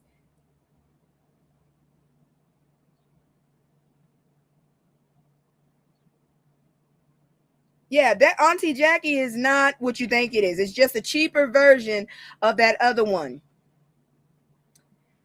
That's all I'm gonna say. But let's keep going. Let's see here now. These are changes to future borrowers too. Okay. New graduate loan limits, new parent plus loan caps, and new fewer repayment options are all taking effort. Supporters say the changes simplify the system and reduce taxpayer costs. Critics argue they'll make college less affordable and increase the financial burden on borrowers. You know what, Joker? I think you just got a new segment made. I'm going to make a segment that focuses on affordable Black-owned products that I use. And if anybody has any more, I'll support those too, okay? Because, yeah, Auntie Jackie, I went and looked that up. That's just like African Pride. That's owned by white people. Those perms, that's owned by white folks. I'm just letting you know. Anyway, so here we go. Let's see. There are changes for future borrowers too. New graduate loan limits, new parent plus loan caps, and fewer repayment options are all taking effect. Supporters say the changes simplify the system and reduce taxpayer costs. Critics argue they'll make college less affordable and increase financial burdens on borrowers. Of course it will, because it's going to make other rich people rich. So here's today's financials tip. Don't wait until your bill changes. Log into your federal student loan account. Read every notice you receive and compare your repayment options before you're automatically enrolled into a plan you may not want. I think As I Am is black, but I'm not sure. I know they're affordable, and they're not trying to trick you, because Auntie Jackie be trying to trick you. Anyway, and compare your repayment options before you're automatically enrolled in a plan you may not want. A few minutes today could save you hundreds of dollars tomorrow. That's your financial news. So seriously, go check out your bills online. Check out any notes they send you. Receive them. Compare them to what options you're going to have, because they're about to fuck us over some more. I'm just letting you know. That's some of your financial news, but we ain't done. Property is power. Home ownership is not a bargaining chip. Okay, so now it's time for some more news. This isn't just about buying a house, though. It's about building wealth. A new opinion piece argues that home ownership should never become a political bargaining chip. Why? Because for most American families, owning a home is still the biggest way to build generational wealth. The article points out that America simply doesn't have enough housing. Years of underbuilding, rising construction costs, labor shortages, and restrictive zoning have driven home prices and rents higher, making it harder for first-time buyers to get their foot in the door. For Black families, the issue goes even deeper.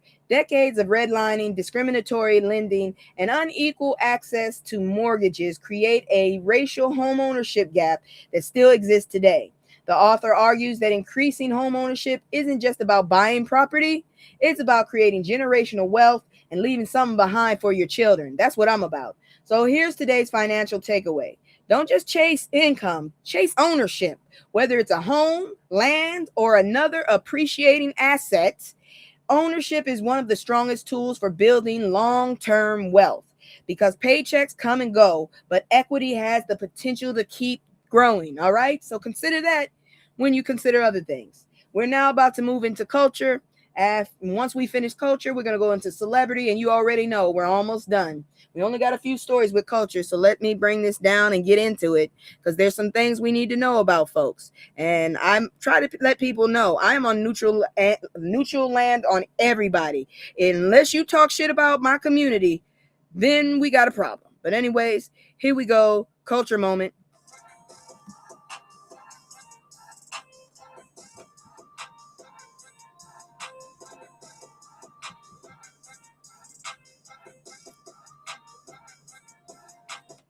I think I might move it here, around here. Yeah. Now, Project Turn, future pastors learning beside prisoners. So this story reminds us that transformation can happen in the most unexpected places. At Duke University Divinity School, a program called Project Turn is breaking the traditional model of prison ministry. Instead of future pastors simply going into the prisons to preach, seminary students and incarcerated students sit in the same classroom, study the same theology, and learn as equals. The program had this is what they're doing. They're wait a minute. Instead of pastors simply going into the prisons to preach, and incarcerated students in the same classroom study the same theology. That sentence ended funny. Anyways, the program has been around for 15 years, and participants say it has changed lives on both sides of the prison wall. Future pastors gain a deeper understanding of justice, mercy, and humanity, while incarcerated students are treated not as subjects to fix, but as classmates. That's what I needed to know, with wisdom, insight, and lived experience to share. The dean of Divinity School says the goal isn't for one group to teach the other, it's for everyone to learn together. Some formerly incarcerated participants have gone on to attend Divinity School after their release, proving that education and opportunity can open doors many people thought were permanently closed. Whether you're religious or not, there's a powerful lesson here. People are more than the worst mistake they've ever made. Sometimes all it takes is one person willing to see the human being behind the prison number. That's deep. Okay. So yes, just because they go in, you don't know the circumstances why they went in. So please don't judge. Black pastors are embracing the alphabet company, the alphabet mafia. Community is not as rare as some church people think. Of course it's not. It's a sin like anybody else's if you want to say it like that. But shit, if that's the case, we all sin every fucking day. So then what? Okay. Straight couples sleeping together without marriage, that's a sin. So we all sinning. It shouldn't matter. Now, for generations, many Black churches have struggled with how to approach the LGBTQ members. That's as far as I'm going. Any extra letters, I'm not doing it. Not even my letter. It's an A. I'm tired of that. But according to a new report from The Root, some Black pastors are choosing a different path, one that emphasizes inclusion while holding on to their faith.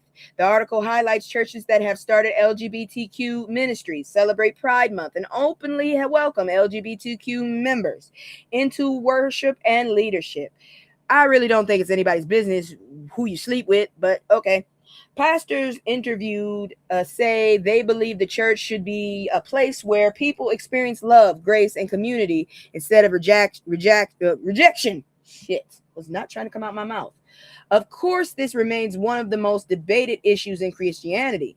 Many Black churches continue to teach traditional views on sexuality based on their interpretations of Scripture, while others believe those same scriptures call Christians to broader inclusion. The conversation is far from settled, and faithful people continue to disagree. Whatever your belief may be, one thing is clear. This discussion isn't going away. It's reshaping congregations, denominations, and many people think about faith, family, and belonging. Well, it's still about culture. That's all I can say. I got 2 gay aunts, god dang it, and they both have the same mama, and the only one that was straight has unfortunately died. And that woman died, my grandma died, not accepting of who they were. I don't know if she was doing it to save herself from it or what, but when I brought it up to her, she did not want to acknowledge that. Anyways, moving on. Oh, wait. Oop, wrong one. Woo, shit. Bring it down, bring it down. It's time for my commercial one more time, and then we're going to do celebrity. You already saw 2 of the damn stories, so you already know we almost done. Like I said, I fixed this AI script writing this time. We are not going to be here 3 hours and then some. So here go my commercial. I'll be right back with celebrity news. It's sad, some of the shit they pulled, but here we go. It's just me and the fam. It's just me and the fam. It's just me and the fam. It's just me and the. It's just me and the fam. Yeah, yeah. It's just me and the fam. See my little Tay-Tay, that's my girl, that's my mascot. No one's go for hours and some hours till we pass out. Stay inside the house, turned up with the racks out. Stay inside the house, turned. Now, I thought this was interesting, so I decided to pick it up. So, Missy Elliott cries. Let me pull this thing down because it's too big then, I guess. Let me see if I can get it smaller. Oh, good grief. I got to be over here. Oh, wrong one. Anyways, let me make it smaller. Okay, there we go. This one I got to return. I told you, 2 systems. I don't be knowing where my damn mouse is half the damn time. Reset that. Okay, better. Now I can see the quotes. Missy Elliott cries, Drewski C walks, and Jermaine Dupri calls on Black creators to take control at Culture Creators Brunch.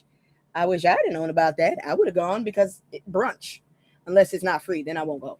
Now it's time for celebrity news, and this wasn't your typical Hollywood award show.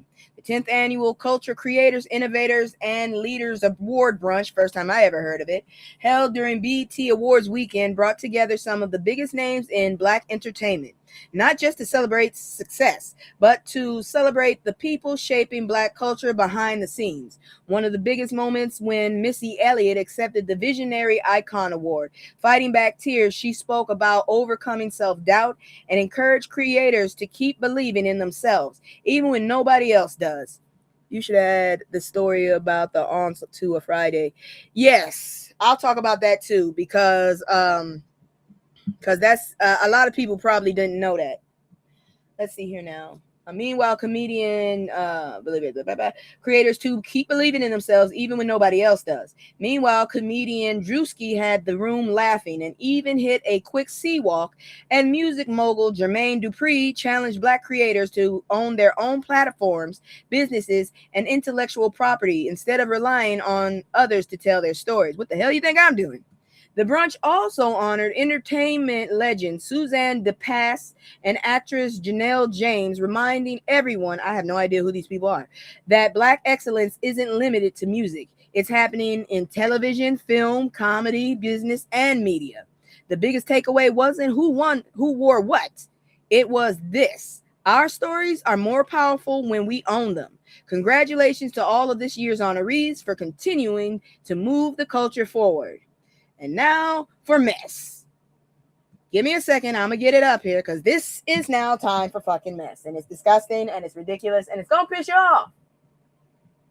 Here we go. Ain't nobody got time for that.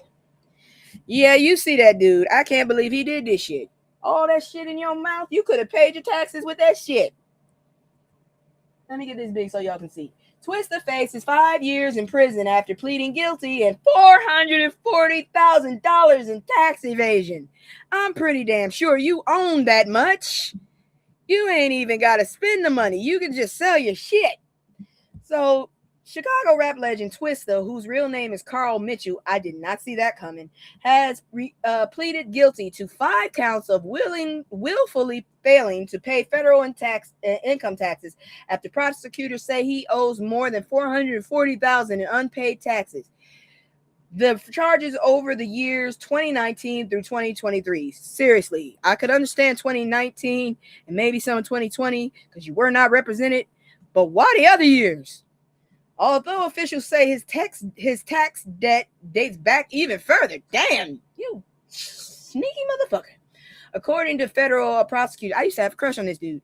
According to federal prosecutors, Twisted continued earning money from concerts, streaming, royalties, and album sales. They also allege he bought several luxury vehicles. That's what I'm saying. Sell one of them bitches. And arranged to receive advances on future royalties in a way that kept the IRS from collecting what he says he owed. Oh, you dumbass. Twisted has agreed to plead guilty, repay the money, and now faces sentencing in October. He could receive up to 1 year in prison and on each count, though the final sentence will be up to the judge. At least you're not in Texas. Now, here's the celebrity lesson of the day. The IRS doesn't care if you're famous. If you got hit records or if you rap faster than anybody else, because you sure in the hell talk faster than I do, them taxes are still due. And if I got to pay them bitches, you do too. As the saying goes, you can outrun a lot of things in life. The IRS ain't one of them. Shit. Them motherfuckers got me for food stamps. How the fuck? I had a temporary job. I didn't know when that bitch was gonna end. But that's it for kind of that. We're going to keep doing with celebrity, but this second part is actually more about health. And that's all it is. It's 2 health stories because I told you I'm not going to be here all night. And when I finish, we're going to go fuck off somewhere like we always do. All right? So here we go. Because this next one going to trip you the fuck out. That's all I'm saying. Saved by the Bell's Lark Voorhees on healing after mental health diagnosis. This girl was fucked up at one point. I had wondered if she had gotten her shit together because I saw her on one TMZ thing. You know they're going to show you the worst of the worst. And she did not look good. She was in some shorts and she did not look good. Now, let's talk about healing, okay? Many of us remember Lark Voorhees as Lisa Turtle from Saved by the Bell. But behind the smile, she says she spent years fighting a battle most people never saw. Voorhees, who has been open about living with schizoaffective disorder, says that after revealing her diagnosis, she felt Hollywood began distancing itself from her. She says she felt slighted and believes fear and a misunderstanding surrounding the mental illness played a role in her career slowing down. I thought it was drugs, really, but I'm glad to know it wasn't. Today, however, Lark says she focuses on healing. She's writing, looking toward new acting opportunities, and hopes that by sharing her story, other people struggling with mental illness will know they aren't alone. Hey, if Tootie from Cosby can start acting again, so can you. Motherfuckers told me I look like her. She says every path is unique and wants her journey to be a source of hope for others. And Joker, just to let you know, you're allowed to ask any questions and start any conversations you want on those Friday shows as well. It would help. Let's see. But stories like Lark's remind us that mental health deserves the same compassion and treatment as its physical health, okay? Because mental illness is still heavily stigmatized, especially in the communities where people often are told to pray about it. Lord knows I've been told that. Yes, I'm glad too, because I saw a picture of her and it was horrible. We're wishing Lark Voorhees continued healing and success. And if her story encourages even one person to seek help without shame, then sharing it has already made a difference. Girl, no problem. I mean, like I said, I'm trying to build a community. Moving on. Lionel Richie has some problems. Everything we know about Lionel Richie's latest health scare. I didn't know he had health scares. I just want to know what happened to his face. Now it's time for talking about this dude. And the world is sending love to music legend Lionel Richie. The 77-year-old singer fans are scared during the opening night of his tour with Earth, Wind, and Fire. All of y'all need to be retired and sit down with your grandkids. God dang it. When he suddenly became dizzy while performing Dancing on the Ceiling. Instead, I love that song. Instead of trying to push through it, Richie sat down on stage, joked with the audience, and finished one more song before leaving for an unscheduled intermission. At least he cared about his health. Unfortunately, he wasn't able to return and the concert was canceled. Richie was taken to a local hospital as a precaution. His team later announced that following doctor's advice, he postponed 2 concerts in Chicago and Columbus so he could rest and recover. The good news is that the plan is for him to resume the tour in Pittsburgh once it's medically cleared. While no official diagnosis has been released, people close to the tour have suggested dehydration may have contributed to the incident. Still, until Richie's team provides more details, fans are simply hoping the music icon takes the time he needs to recover. And by the way, I'm supposed to be on a panel with political Drain's channel tomorrow, so you'll probably see it after it goes. I don't know if it'll be live or he'll just video it and then move on, but I will be there and I'll actually cam up so you can see what I actually look like. So here's the lesson in all of this. Even legends have to listen to their bodies. We're wishing Lionel Richie a full and speedy recovery because we'd much rather see him postpone a show than push him into something far more worse. Yes, take care of that health, Lionel. You ain't young. I need all of y'all to really stop working. I don't understand why y'all are working. I am adamant when I say everybody should fucking retire by 65. I'm sick of this shit. You got all these old heads that have no business working. Their voices aren't the same, or the damn ideas are freaking archaic. Get the hell out the way and let the future change. It's not even my future anymore. It's their future. Get out the damn way. God dang it, I'm sick of this shit. But anyways, I told you these animals are up to something. Look what this motherfucker did. I'm gonna do my commercial real quick, and then we're gonna talk about that shit. Wait, no, I already did my commercial. So I'm gonna do just animals are doing shit, okay? Where is it?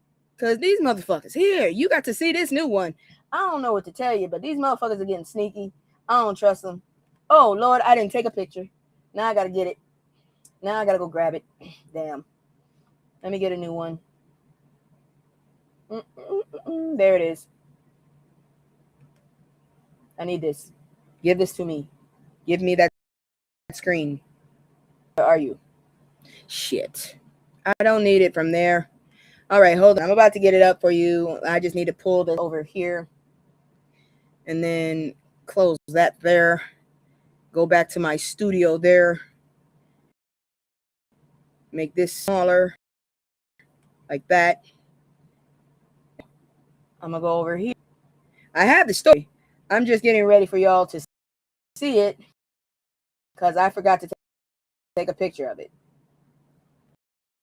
Close that shit, please. Please close that.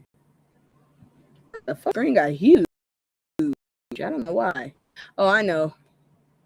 The like screen shit up. I restarted it too early. That's what I did. But I'm talking about a giraffe, okay? That's the whole thing is. We talking about a giraffe. The fucking giraffe didn't weird. See this shit. What the fuck is wrong with this damn thing? Okay, there. I'm just irritated now because I want to see what the hell people are saying. Anyways, I'm still waiting for this damn thing to close so I can make it big, please. Thank you. 2 systems, y'all. 2 systems. I need to talk to y'all about this damn giraffe. A giraffe. It's a giraffe I'm talking about, okay? Okay, there goes my screen. It finally caught up with me. And I guess I'm just going to have to use this so y'all can see. Okay, people can't afford not to work. Times are too hard not to work. What time? Oh, you'll probably be at work. It'll be around 1 o'clock Eastern. But if you're available, come on. All right, I'm ready. I got the animal thing up. Here was the last story of the night, and then we'll go fuck off somewhere. I'm going to try and find some food. I got the food, so I'm going to maybe have Sloppy Joe. Maybe, I don't know. All right, here we go.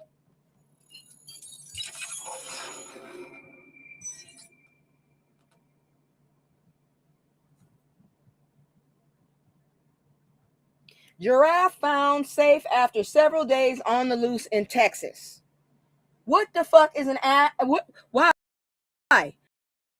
Why is there a giraffe out in Texas? That was a candid picture. That's not a zoo. That's Texas. That's Texas, and that's the giraffe. And he looked like he got smoked for somebody. Real talk. All right, it's time for animals are trying to take over. Y'all know how do you lose a giraffe? Okay, meet Gracie. Gracie got a name. Why does Gracie have a name? Gracie better not be a boy with that name. Meet Gracie, a giraffe from Texas ranch, who decided she was done paying rent and went on a 2-week vacation. Authorities searched with helicopters, drones, game cameras, and even offered a $5,000 reward. I would have looked for her too. Very tall runaway decided to appear into the Texas hill country. Well, the good news is Grace found. Why do you own this bitch? Officials spotted her about 4 miles from the ranch. Y'all didn't notice she was 4 miles from the ranch for 2 weeks. You didn't notice she was 4 miles from the ranch. Y'all shouldn't have gotten happy. So nobody, motherfucker, because living her best life, like y'all found me already. They're now working with a veterinarian to safely bring her back home. You didn't get her home yet? You just looking at her, pointing a finger? Yes, girl, on a ranch. On a ranch. Some people just got it too much. Y'all are just too entitled. I am not trying to worry about a ranch. I got 2 ignorant ass cats. That should be enough. Now, here's my question. How does an animal that's almost 16 foot tall pull off the greatest disappearing act in Texas? Somebody had to look up and still miss her. I'm convinced these animals are holding meetings when we're asleep. First the bears, then the alligators, now the giraffes are making escape plans. I'm telling y'all, these animals are trying to take over. I ain't playing, and I still don't understand. You don't deserve that damn giraffe. How the hell did you lose it? It was 4 miles. A ranch in, yes, ma'am, hill country. Absolutely bizarre. That's a lot of wealthy people up there. Exactly. That just tells you how entitled these motherfuckers are. Ain't nobody got time to be trying to take care of a giraffe, but only rich people, because they paying somebody, obviously. But that's it for the news tonight. I probably would have had but I got a lot of shit going on. I'm running out of my trees, so I got to get that tomorrow. I finally get paid tomorrow, so I got to pay some bills. Oh Lord. So that's it for tonight. Thank you so much. And I will be on this beach probably until September. So don't be surprised if you see me in crop tops and swimming suits and shit. I'm staying on the beach. At least I can pretend I'm there.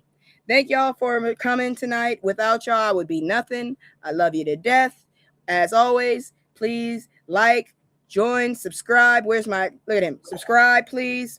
And I'll see y'all on Wednesday. If not, I'll see you on Friday. That's it. Good night. Where's my bye thing?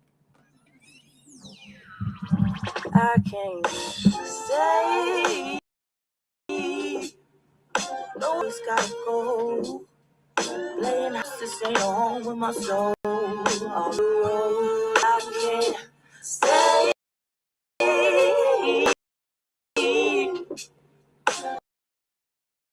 no, I always gotta go. Playing house with my soul on the road.